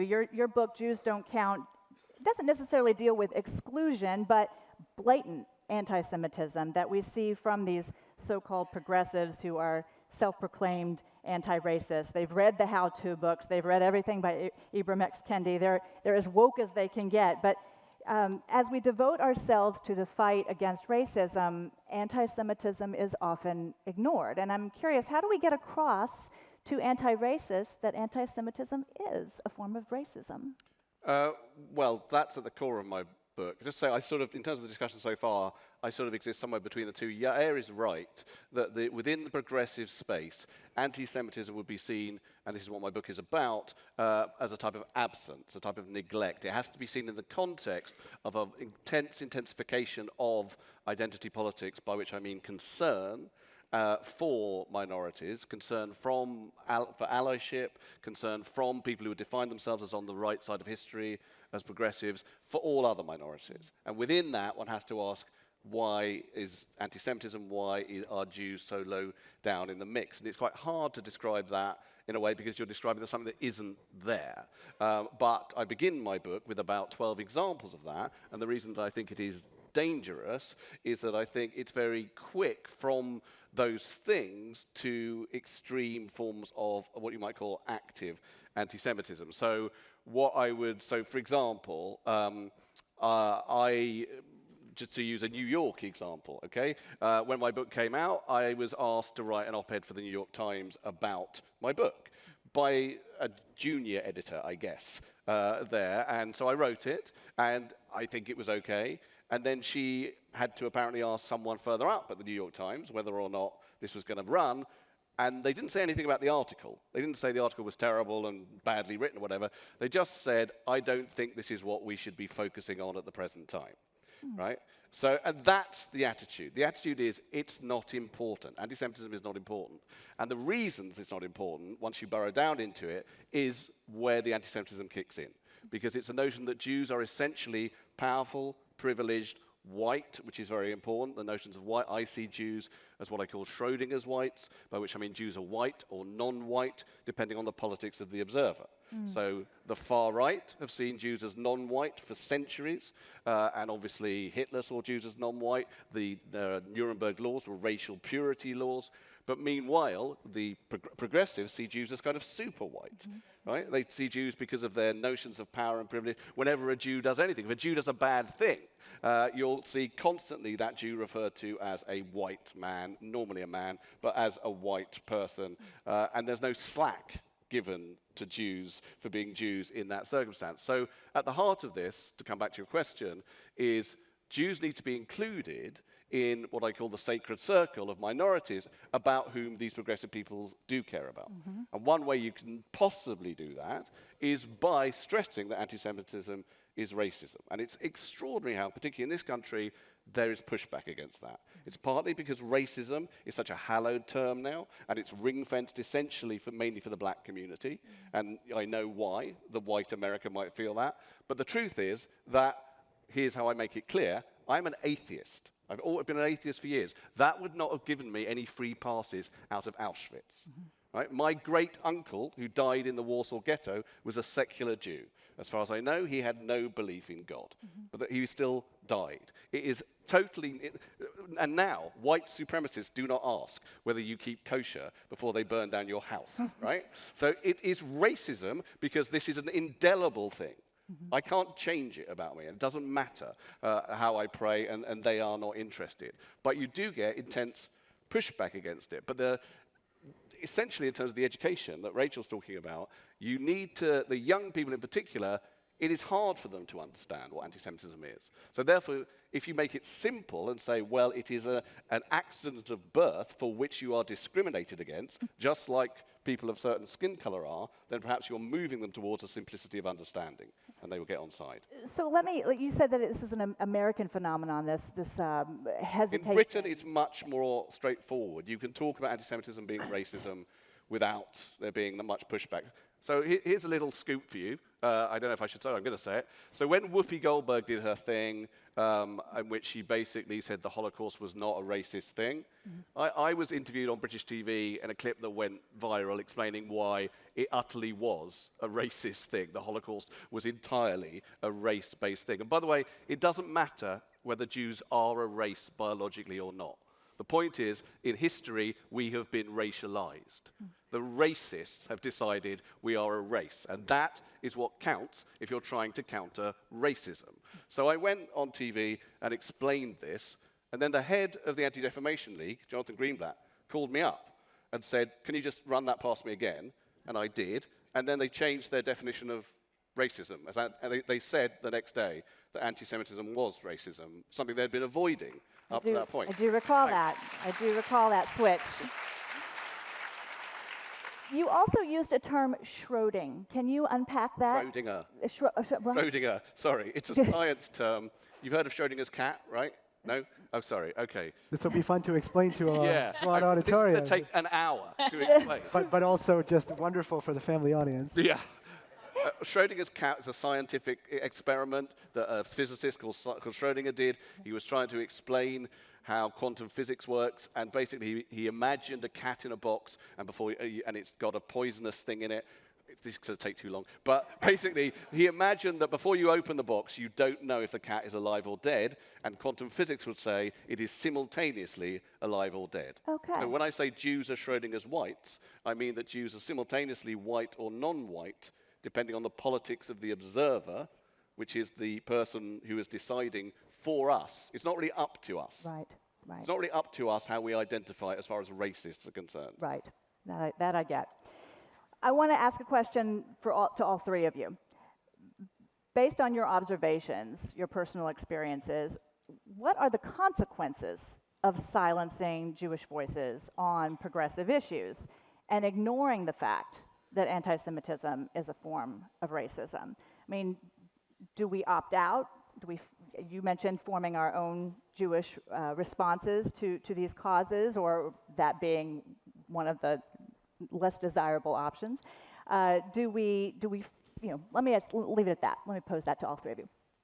I think that what's often overlooked in these discussions is that the exclusion of Jews and the centering of, say, the Israeli-Palestinian conflict in a sexual assault activism group, in an anti-racism group, in a minimum wage advocacy group, whatever you name the list, when you start deciding that an intractable conflict thousands of miles away is going to define who can and can't participate, you are going to splinter your own movement. You're going to get it bogged down in a whole bunch of controversies that have nothing to do with your core goal. If you're truly a mission-oriented organization, you should have that mission, and anyone who wants to sign up should be able to sign up. And this is not just true on Israel. I think we've noticed this in a lot of progressive groups across the board, and people who care about progressive values, this is starting to worry them, which is that they tend to break down over conflicts, over unrelated issues, because everyone is expected to buy in to 100 other litmus tests, none of which have anything to do with the progressive value that was purportedly being advanced. And if you care about that value, then you should care about those things. So you can say, what is the consequences for Jews, but what is the consequences for everyone else of doing something like this? Right. Rachel? I fully agree, and I would argue that it's about reclaiming. And sometimes you can't reclaim a particular organization because it has been hijacked and their human rights litmus tests have been manipulated for a particular political agenda. So when you can't reclaim it, and you know that these are values you care about, these are issues that you identify with, you have to then create. You don't cede the space. You have to create new organizations in those spaces. But you don't need an actual bureaucracy. You need a gang.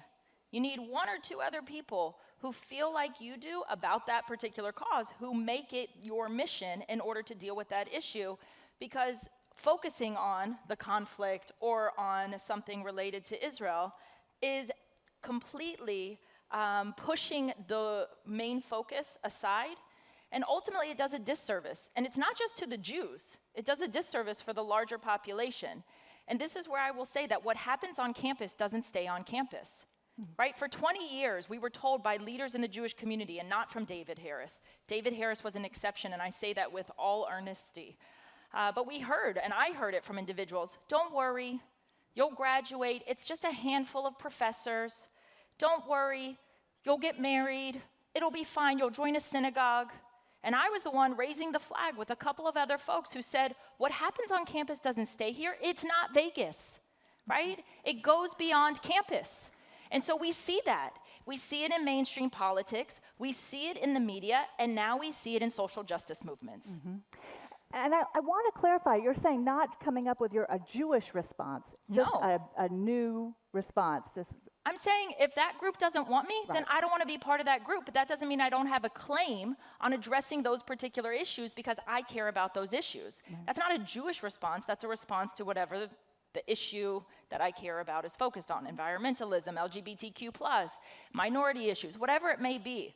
But I'm willing to call out the absurdity of the hyper-focus on the Israeli-Palestinian conflict.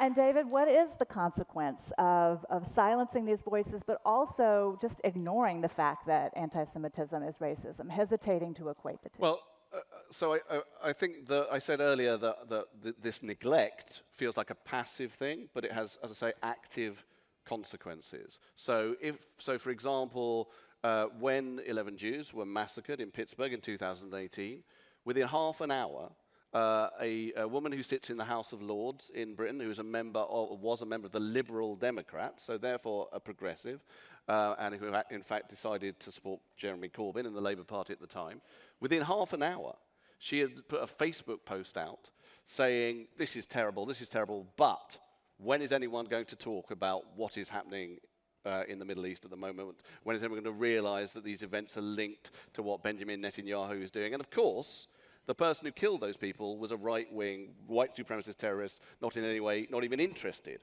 in what's happening in the Middle East. But the assumption is, and the reason that I would tie that in to this passive neglect of anti-Semitism, is that stems from the same notion that Jews must be in some way too powerful to be victims. That's the sense. The Jews are too powerful and too privileged, and so therefore when bad things happen to them, they must be in some sense responsible, and the power must in some sense still lie with them. So I saw this again recently. So when the terrible killings happened in Buffalo, very recently there was a woman on The View, that discussion program, The View, and she tried to describe the Great Replacement Theory. The Great Replacement Theory being the thing that the Buffalo killer, who released a manifesto mainly about how much he hates Jews, why he did the things that he did. And in describing it, that woman misdescribed it. She said the Great Replacement Theory believes that a cabal of elites and Jewish people are frightened that they're going to be replaced by black and brown people. And that just happened on The View, and no one said, no, that's wrong. That's wrong. What the Great Replacement Theory believes is that white people, white supremacists, think that Jews are secretly manipulating immigration and multiculturalism in order to replace white people. Right. That's what it is. And as such, we are with black and brown people as targets for white supremacists. We are vulnerable because of the Great Replacement Theory. Right. I almost got a round of applause when people weren't sure. That's fine. But the point is the same. Maybe that was a subconscious slip, but it's the same thing. It's an inability to put Jews in the arena of the vulnerable, despite history. It's incredible. Well, certainly AJC has worked very hard to educate people on Great Replacement Theory, these kinds of conspiracy theories that define and characterize anti-Semitism. And I know that I should have probably listened to those AJC sources a little bit more closely when I was covering religion in Chicago, and I'm so grateful to all of you for joining us here today. Thank you so very much. Thank you. Thank you. Good. Thank you.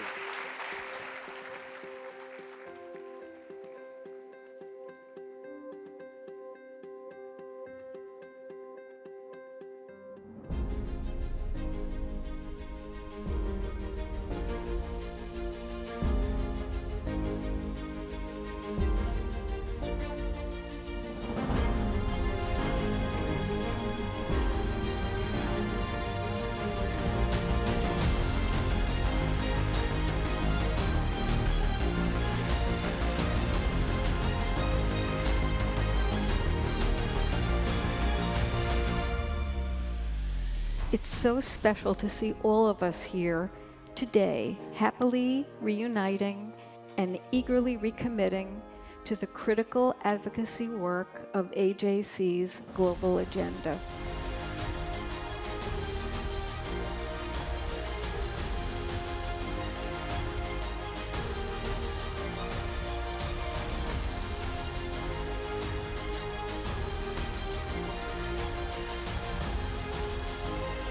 The United States is committed to working by your side to tackle the alarming rise in anti-Semitism around the world. Isn't enough enough? Isn't it time we stand up and say no more? Я знаю, що ваша допомога вже суттєва, але ви можете використати ще більше свого впливу.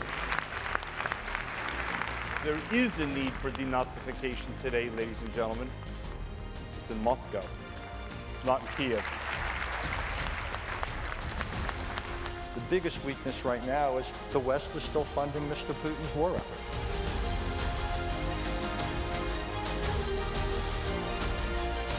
In progressive spaces, we're being asked to leave, and we are leaving in record numbers.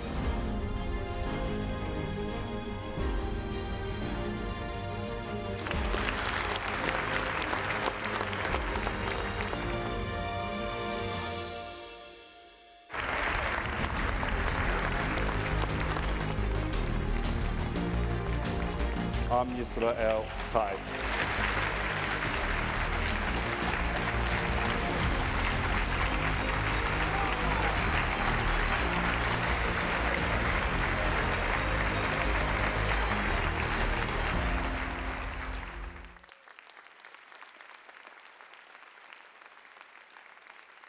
Please welcome AJC Contemporary Jewish Life Chair, Bobby Lapin.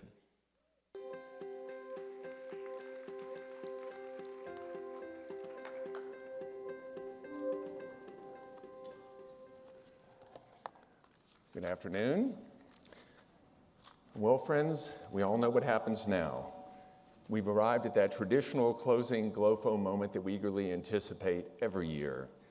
Our CEO's reflections and his embedded call to action, which sends us back to our communities, energized, enthused, and of course, inspired. This year, it's going to be a little bit different. It'll be a little bit different in part because in lieu of a speech from this podium, David has instead asked to be interviewed by two bright young Jewish stars, Dina Fish and Abe Baker Butler. Of course, the real difference is that today our advocate-in-chief and our friend, David Harris, will deliver his final remarks at the Global Forum as the Chief Executive Officer of the American Jewish Committee. Now, even as I say these words, I have to pause for just a moment to reflect on that moment, given how long I, and in truth my father before me, and like so many of you out there, have enjoyed and experienced the joy and the privilege of having worked with David. Now, here's the good news.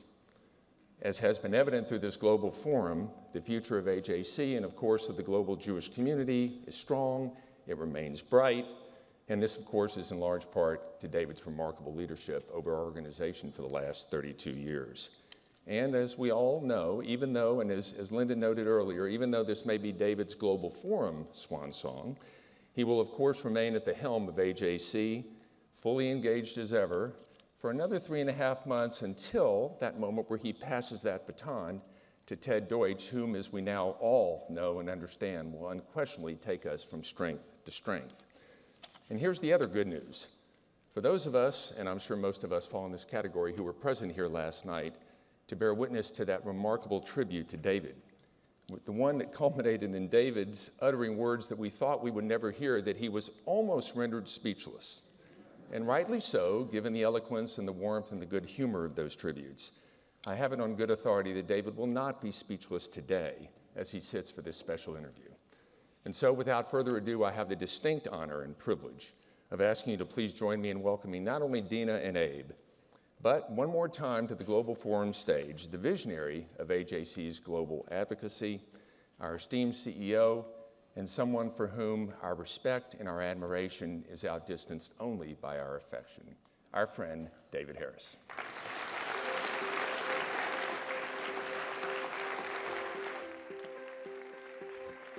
Thank you. so much, Bobby. It was great. Thank you. Well, thank you, Bobby, and hello, everyone. David, thank you for being here with Hi, Dina and I. Hi, Dina. Hey. So, David, Dina and I have had the immense pleasure and honor of getting to learn and grow from you as advocates, as Jewish leaders, as young people. And we'd like to share those insights with the Global Forum audience through this Q&A with you. So with that, I'll start with the first question. Every day, you live, through your example, what it means to be Jewish and proud. How has the meaning of being Jewish to you changed over the course of your truly remarkable AJC career? First of all, good afternoon, everyone. And I want to be sure you understand why there's this format. As Bobby said, I asked for this format because I've heard the expression Ledor Vador pretty much all my adult life, and I didn't want it just to become a cliche. I wanted this to be the last moment, Ledor Vador. And I couldn't think of two brighter, more dedicated people with more potential and promise for the Jewish people than Dina Fish, graduate of Brandeis University, and as she describes herself on her Twitter account, A Zionist. hockey fan. Oh, and by the way, proud Zionist. And A. Baker Butler, who worked with us for a year between high school and college, and who just finished his freshman year at Yale. And I can go on about Abe for quite some time, but that's not what he asked me. I hinted at the answer in a way last night, Abe. I went from, in some respects, being an external Jew to an internal Jew. My earlier Jewish identity was largely based on externalities. Because of my family story, I hated those who hated us. And I built my identity around that.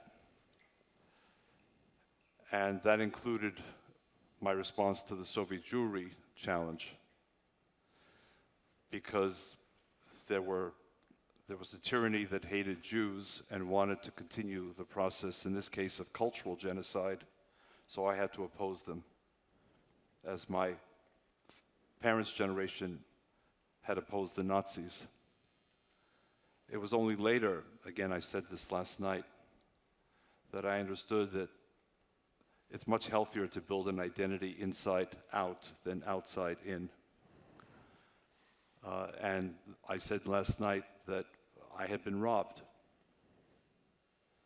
I had been robbed by a weak Hebrew school system, maybe by the temptation of sports and other after-school activities. My parents knew very little about Jewish content. I did not go to my first Shabbat dinner until after graduate school. And when I went to that first Shabbat dinner, which Steve and Nita was in Harrison, New York, I had no clue what was going on. I tried to mouth words that I didn't know as they said the prayers and sang the songs. That's how Jewishly illiterate I was, Abe. And that changed because of Soviet Jews. Because when I was in Rome and Vienna, some would ask me questions, basic questions, like what's this next holiday, or what's Shabbat? Now the difference is they had a good reason for not knowing. They had just come out of the Soviet Union, which made a very deliberate effort to deny them that knowledge and practice. What was my excuse?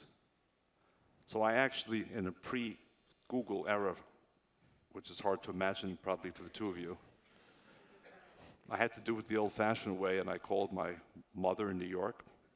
Another old-fashioned reference, I called her Collect. And I said, Mommy, I'm kind of stuck here. I'm being asked all these questions about being Jewish. I don't have answers. And at the time, my Italian wasn't good enough. Can you send me some books? So I began studying Judaism and, if you will, Jewish history to stay a step ahead of the questions I knew were coming from Soviet Jews. And that's when I discovered, as I said, that I'd been robbed, and began this lifelong quest to become, if you will, a more rounded, more knowledgeable Jew. Hi, David. Hi, Dina. So after a lifetime of advocating for Jews, both at home and abroad, a key issue for AJC, what would you say is the most significant shift? And are Jews safer today than when you first started your career at AJC? Well, now you're going to pull me into the Bret Stephens debate. Sorry.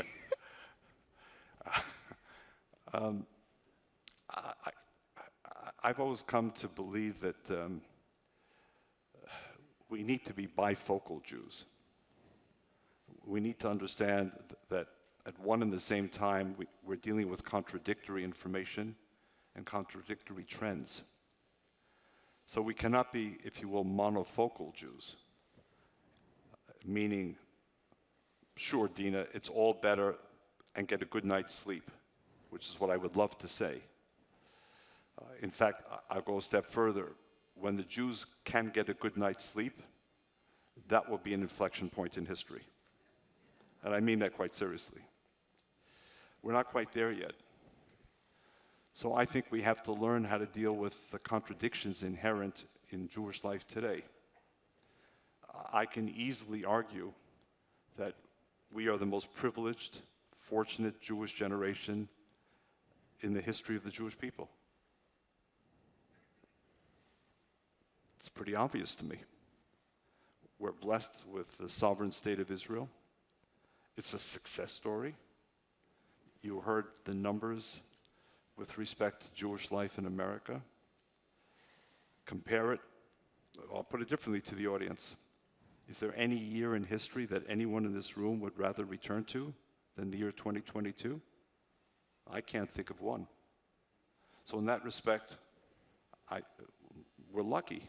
Hallelujah.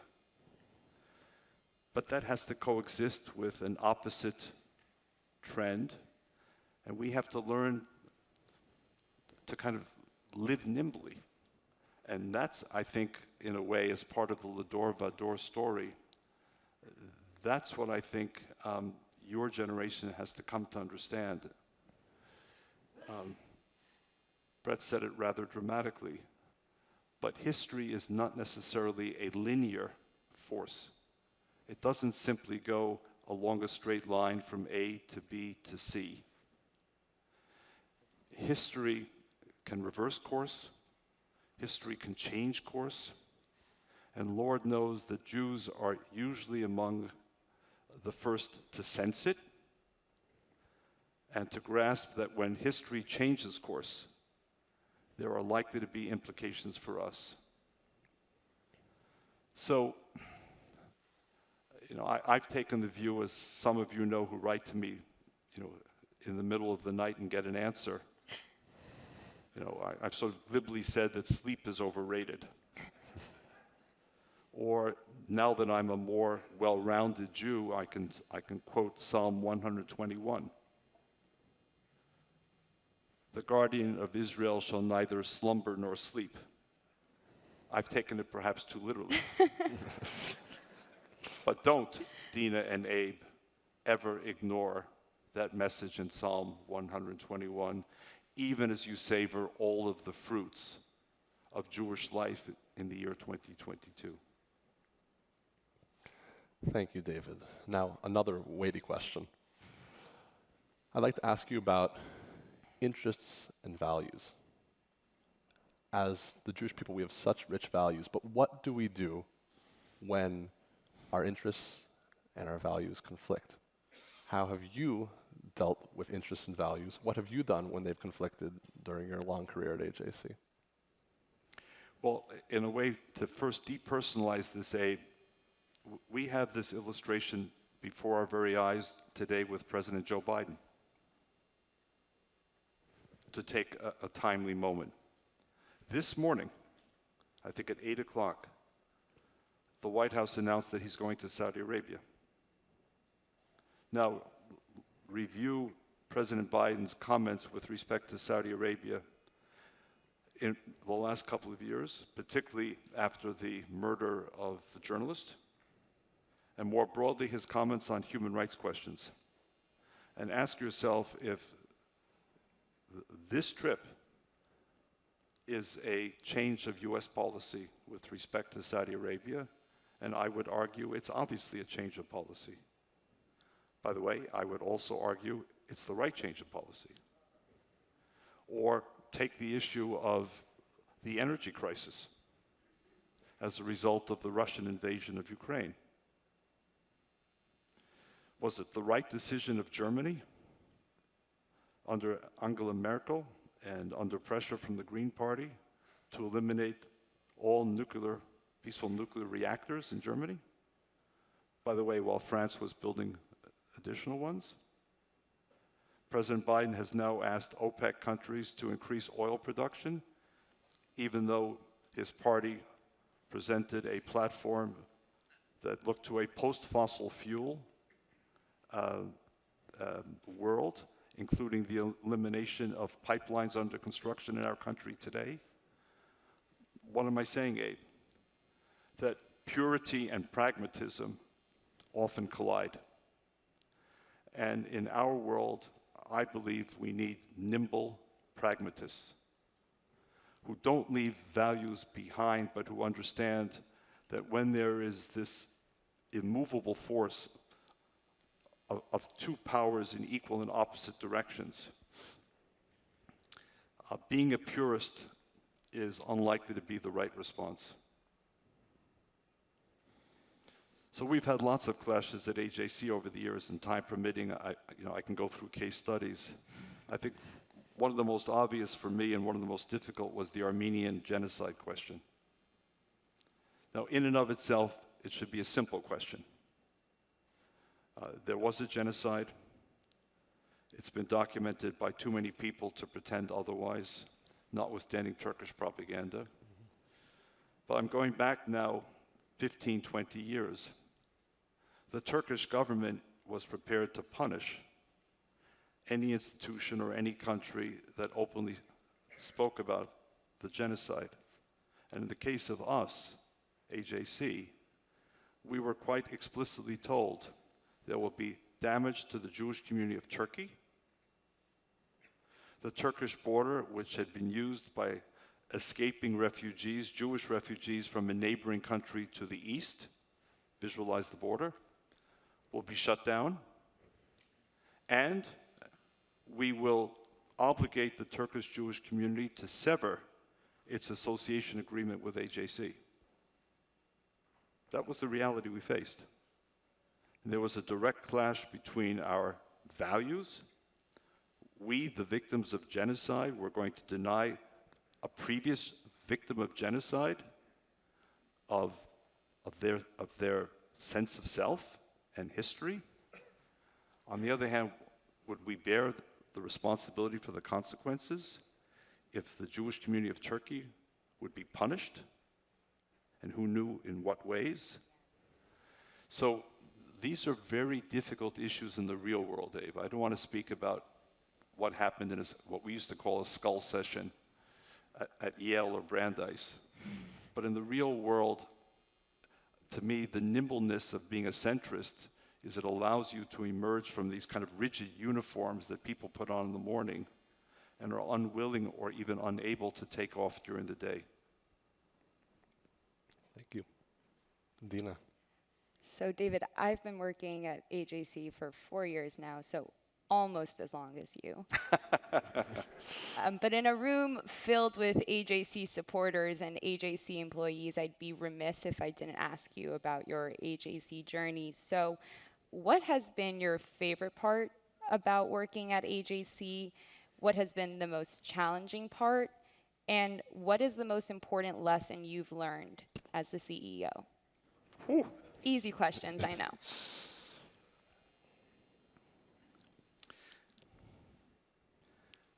I can honestly say, and our world is filled with happy talk, the assumption that tell the audience what it wants to hear. But I can honestly say, Dina, and I think my wife said it in her own way yesterday, and wow, was I proud of my wife last night.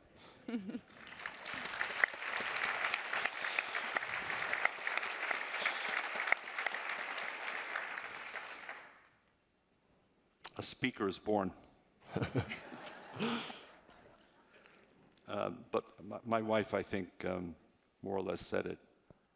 I'm the luckiest person in the world. I never had a job.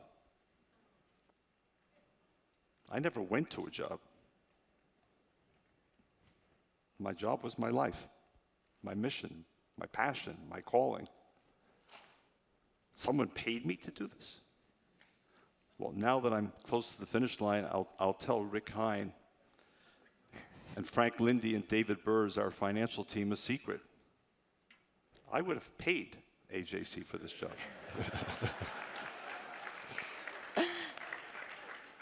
That's the God's honest truth. I wouldn't have paid you a whole lot. No other source of income. But I was a kid in the candy store from day one until today, and I intend for that to be the case until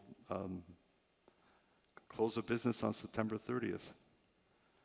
The challenge, there have been many.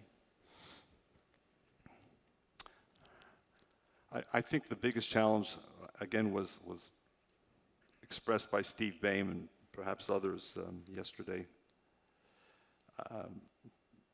The organization that I, if you will, inherited in September 1990 was on the brink of closing its doors forever.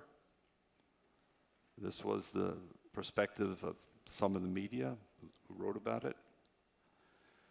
So and this is no false modesty, I said last night, I ran away from the job.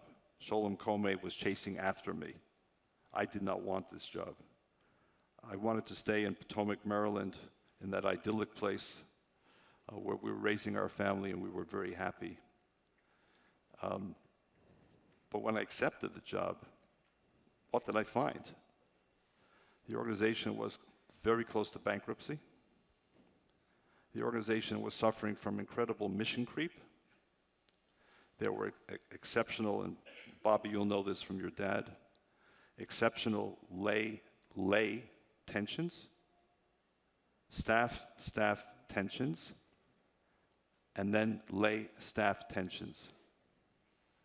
And an outsider looking at AJC and asking, what's the purpose of this organization today, would have been hard-pressed to find the answer. I had zero management experience. I could not read a balance sheet. I had never raised $5 for AJC. That's the gift Sholem Kome gave me. So the challenge was trying to reimagine an organization on the one hand, but the reimagination is actually the easier part, in a way. It's the actualization of the vision that's the hard part, because you can visualize on your own.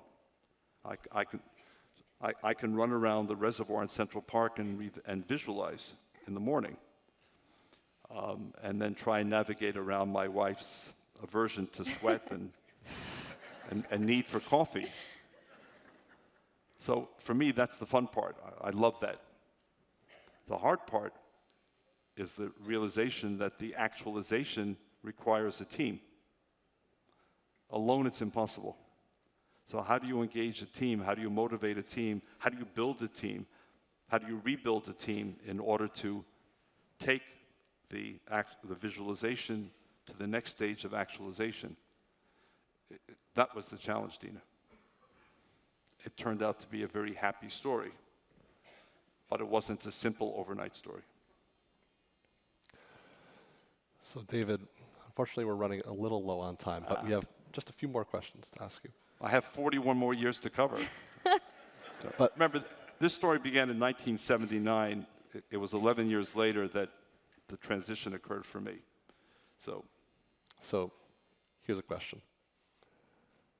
When I was working for you, I had the chance to see firsthand how you wake up at 4 a.m., sometimes when I'm going to bed. That's true. Yes. You respond to emails within 5 minutes, if not less. You've maintained intense, unwaning motivation over 50 years. And my question is simply, how? What advice do you have for our audience here today? Well, the how is the second question, Abe. It's the why that precedes it. And if you can satisfactorily answer the why, and in my case, I don't think I need to repeat for this audience the why. The how follows the why. So, as my wife and children will attest, the word vacation has been deleted from our vocabulary. I've not taken a single sick day at AJC in 32 years. I had to have a couple of minor surgeries on my eye and my knee, but that was it. I've not taken a single sick day. As I said earlier, it's not because I'm some kind of martyred figure. It's because I love what I do, and I don't know how to separate myself from what I do. So when I hire Abe, and this is for the young people, who can be defined as anyone born up to September 22nd, 1949. So it does not include Bruce Springsteen, because he and I share the same birthday by then. What I'm looking for in a job interview is the P word. What's the P word? Passion. I'm passionate about what I do. I believe in what I do. I care about what I do. I'm looking for people who are not looking for a job, but looking for a mission. And once that fits into place, if we don't have full control over our health, as we all know, Abe. I've been lucky until now. I've also had an extraordinarily supportive family, as you saw last night. So why sleep at 4 in the morning when you can be reading what Abe Baker Butler is writing to you about? much more fun. Thank you. Now, you have another question, Dina? But I defer to you. Yes. No. I want to turn the tables for a moment because I'm approaching the finish line, but you're close to the starting line. So I'm going to turn the tables. Dina, are you optimistic or pessimistic about the Jewish future? And whatever your answer is, why? Well, you lobbed me an easy one. I appreciate it. Revenge. It's a mixed bag. As you always say, it's important to be swivel-headed and to look at all aspects of the playing field and to be cognizant of the things that are in the past, present, and future. And I think that working at AJC, and a big shout out to my global communications colleagues who have shown me the passion and shown me the drive.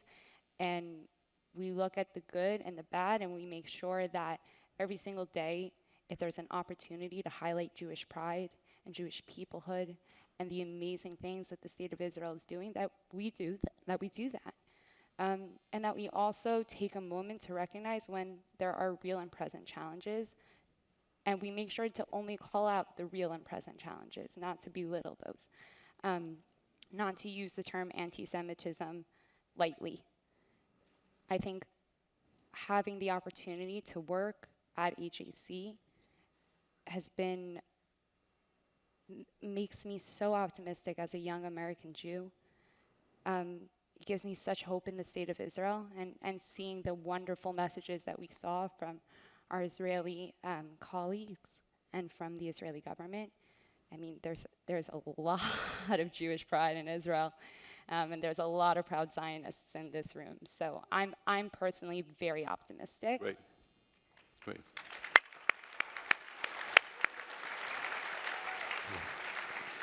Abe, where do you fall on the spectrum, optimism, pessimism, as a Jew? Well, I could do a Tevye, and the one hand, the other hand. I think I fall very similarly to Dina. The challenges are huge, as we just heard in the great debate, but I'm very optimistic, and that's in no small part because of the peers I've had the chance to meet and work with through the Leaders for Tomorrow program, through AJC in general. This community of activists and leaders gives me hope. And then Israel is another reason. Israel is the realization of a historic dream, and we're experiencing that now.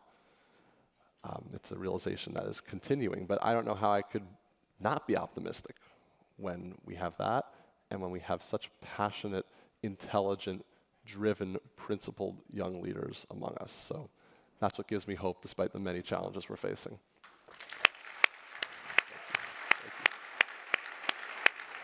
Back to you. Thanks, David. So thinking of the world your grandchildren are going to grow up in, and by the way, I just have to say, they are adorable. They really are. I guess we're pivoting the question back to you. Are you optimistic or pessimistic about the Jewish future? And what can we, Abe and I, and the other young advocates in this room be doing to ensure a brighter and more positive future for Jewish children in America? I think what you not only can be doing, Dina, but must be doing is believing in the possibility of a brighter future. Let me illustrate. I entered college in 1966. Dial back, 1966. Israel was 18 years old, and within 1 year was going to be threatened with a war of annihilation in a country whose narrowest border was 9 miles wide. As George Bush famously said, there are some driveways in Texas that are longer than Israel is wide. And there were predictions galore that whether it was because of outside threats or internal divisions, Israel could not survive. No water, no natural resources, Ashkenazi Sephardic splits, Jewish Arab splits, external threats, put it all together.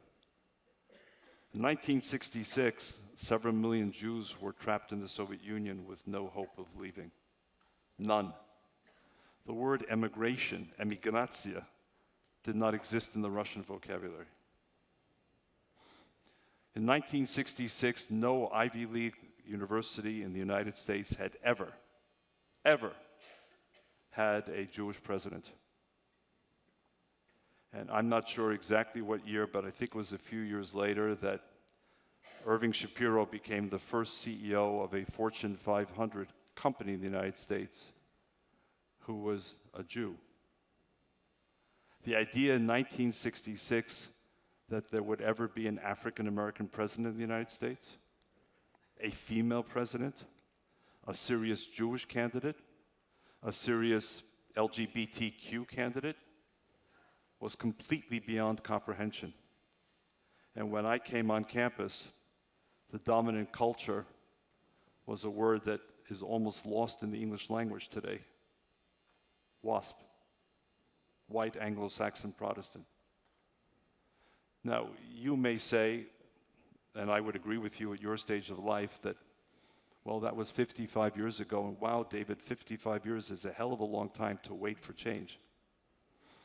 I would say in the sweep of recorded history, 55 years is a flash in the pan. So fast forward from 1966 and now 2022. Do I have to even fill in the blanks?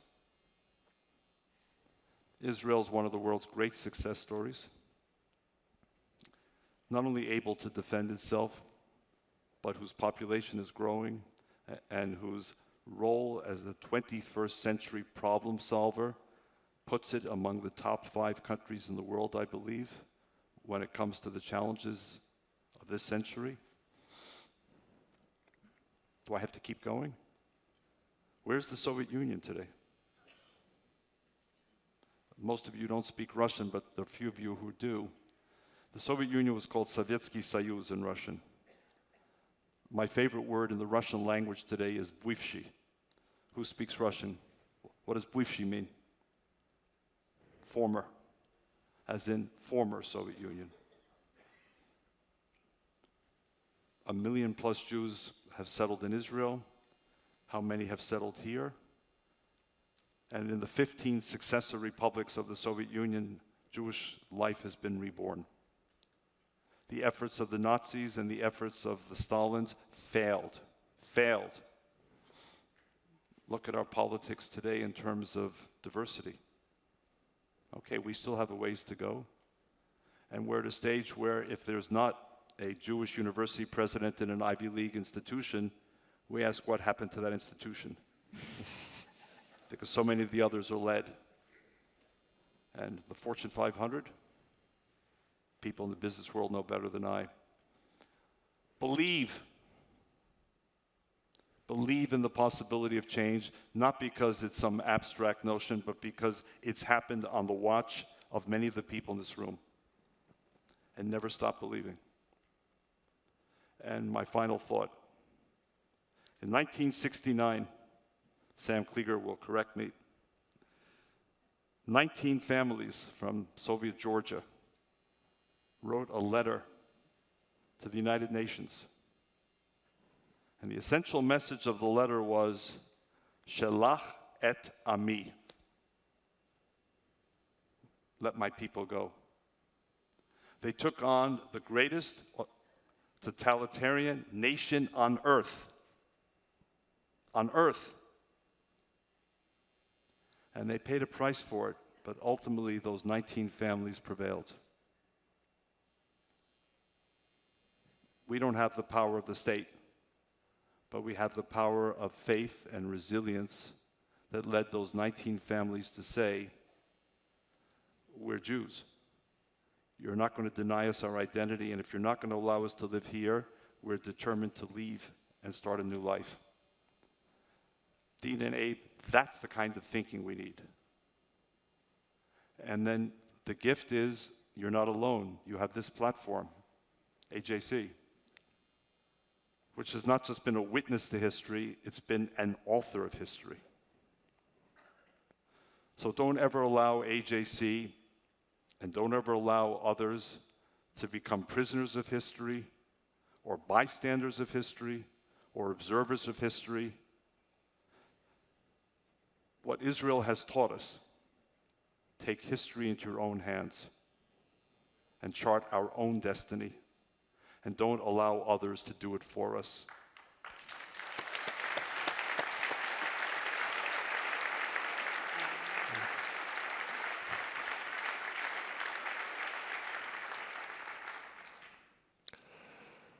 So David, you touched on this a little bit, but I've seen you put your nonpartisanship into practice. It is a true gift. And I'd like to know what you think about the importance of nonpartisanship for younger generations. I'm laughing because to be a nonpartisan today is to be somewhere between a dinosaur and a pariah in America. Abe, I think it all depends what the starting point is. If the starting point is doctrine and ideology, then be a partisan. But I quickly learned from that angry generation of the late 60s, which was very partisan and very doctrinal, that I had higher priorities which I wasn't aware of then. And they came into focus during the Yom Kippur War of 1973. Because what happened? What happened was that after the heyday of the Six-Day War, many thought Israel was invincible, only to be caught by surprise, face an extended war, be unprepared for the supply chain of that war, and need to rely on one country and one country alone for the possibility of replenishing weapons and weapon systems and spare parts. And which country was that, Abe? That it relied on? United States. And who was the president of the United States in 1973? Richard Nixon. How many Jews had voted for Richard Nixon? Versus how many Jews have been out in the streets calling for his removal, defeat, conviction? But the fate of the state of Israel in October 1973 depended on Richard Nixon, the Nixon White House. No, it didn't depend on Henry Kissinger. It depended on Richard Nixon. And that's where I had my lifelong lesson in nonpartisanship, Abe. Because I discovered in that moment I cared more about Israel than I cared about the uniform my friends were wearing, the political, ideological uniform they were wearing. And that's where the clash between purity and pragmatism also came into play. I hated Richard Nixon, perhaps, but I needed Richard Nixon. I'm not saying this because I had a direct line to Richard Nixon. I did not. But that was my lesson. And that was followed by a second lesson. I cared about the well-being and fate of Soviet Jewry, and I knew there was only one country in the world outside the Soviet Union that could influence Soviet behavior, and that was this country. So I knew that if I wanted to help defend Israel's survival and security, or help rescue Jews in the Soviet Union, I need to be able to engage with whoever was in the White House and whoever dominated the Congress. It's as simple as that, Abe.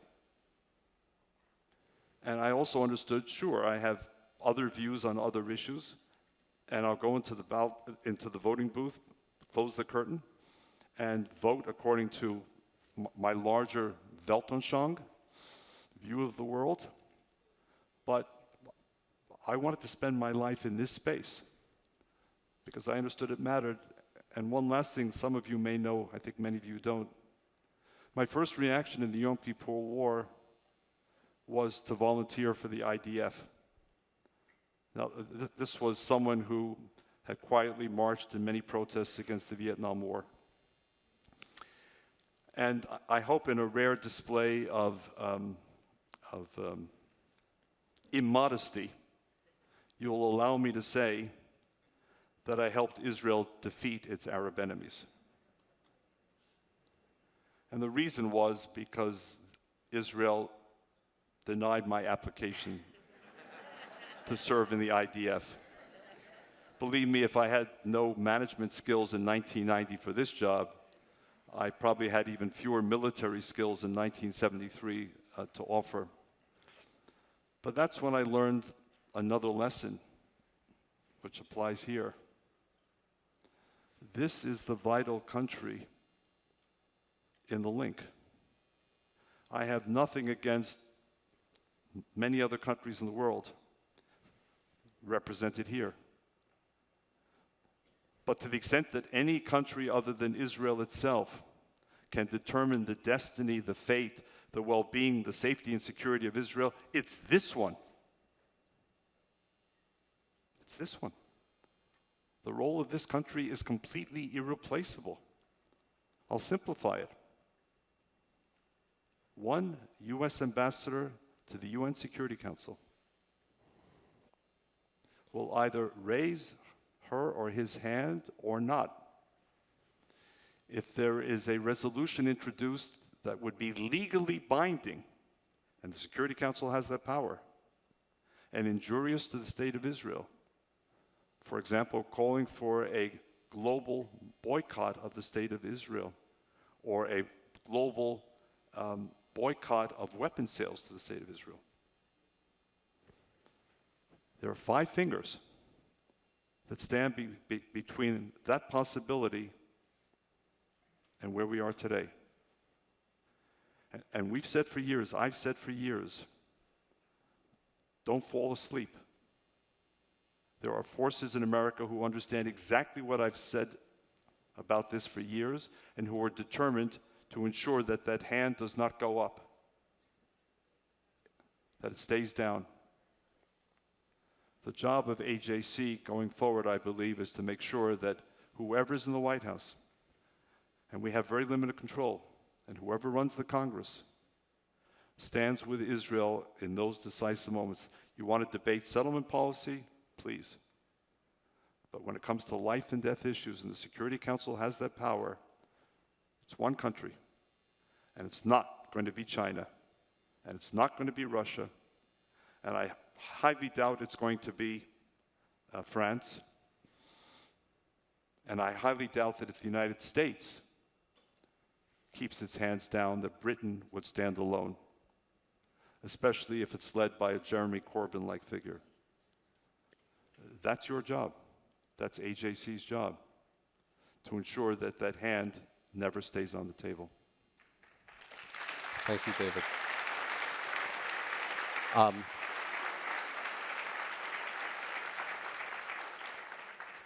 It's been truly wonderful having the chance to speak with you in front of this global audience. And we'd now like to offer you the opportunity to share some closing thoughts with the global audience. How many hours? Well, very simple.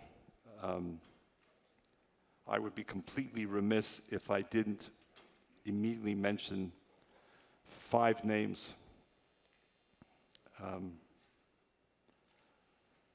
Belio Eli, Gillian Laskowitz, Leslie Cleon, Daniel Silver, and Claire Bailey.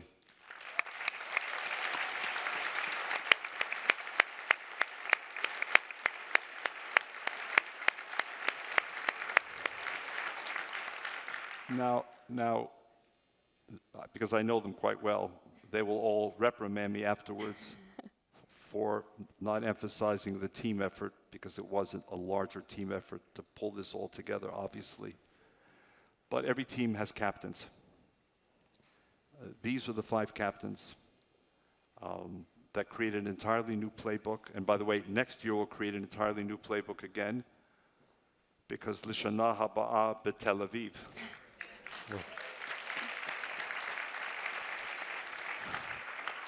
And follow Bob Grease's example and bring 14 family members.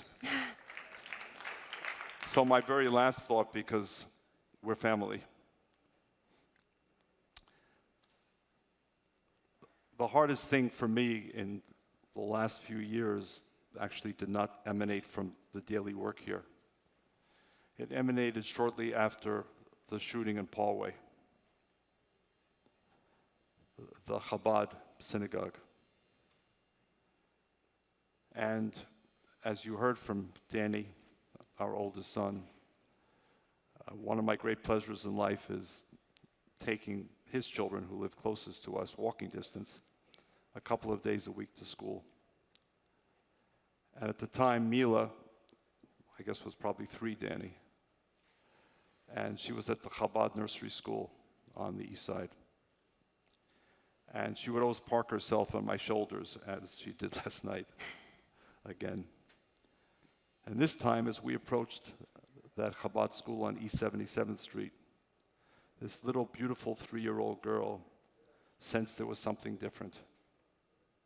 There were police, there were more security guards. And she said to me, "Papi, what's happening?" I never in my life visualized having to grapple with an issue from my 3-year-old granddaughter on East 77th Street in this city, triggered by a deadly hate attack across the nation. But Chabad was presumably a legitimate target, as were other Jewish sites. And I want to paraphrase my wife's very last sentence, which she said through tears, and I'm not sure I'll be able to say it without the tears. Don't let any 3-year-old Jewish child ever have to ask that question.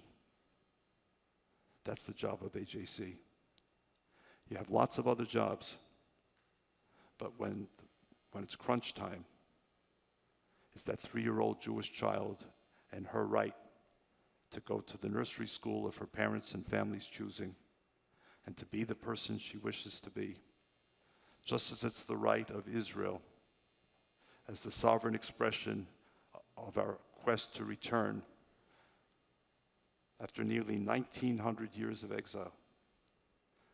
75 generations of Jews saying next year in Jerusalem. Don't ever force them to say that again. Not in the geographic sense, the metaphysical sense, something else. That's the essential job of AJC, I believe. The rest is obviously important, it's daily, it's timely, but at the end of the day, let's focus on the core mission. The core mission are our 3-year-old Jewish children living in places like New York and other cities, and our core mission is to make sure that that American hand never comes down, and the President of the United States, whatever the party may be, will never refuse the needs of an Israel at war. That's the ultimate mission of AJC, and I hope that will never, ever be in doubt, because my family, as my wife said, our 4, soon to be 6 grandchildren entirely depend on you. No longer on me, on you. That's your job.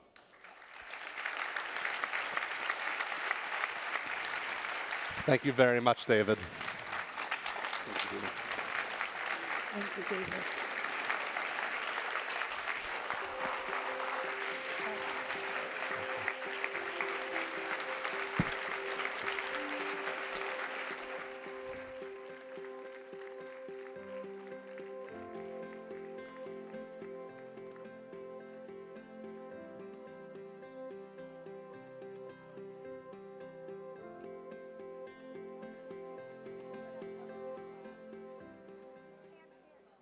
That concludes this year's AJC Global Forum. Thank you for joining us.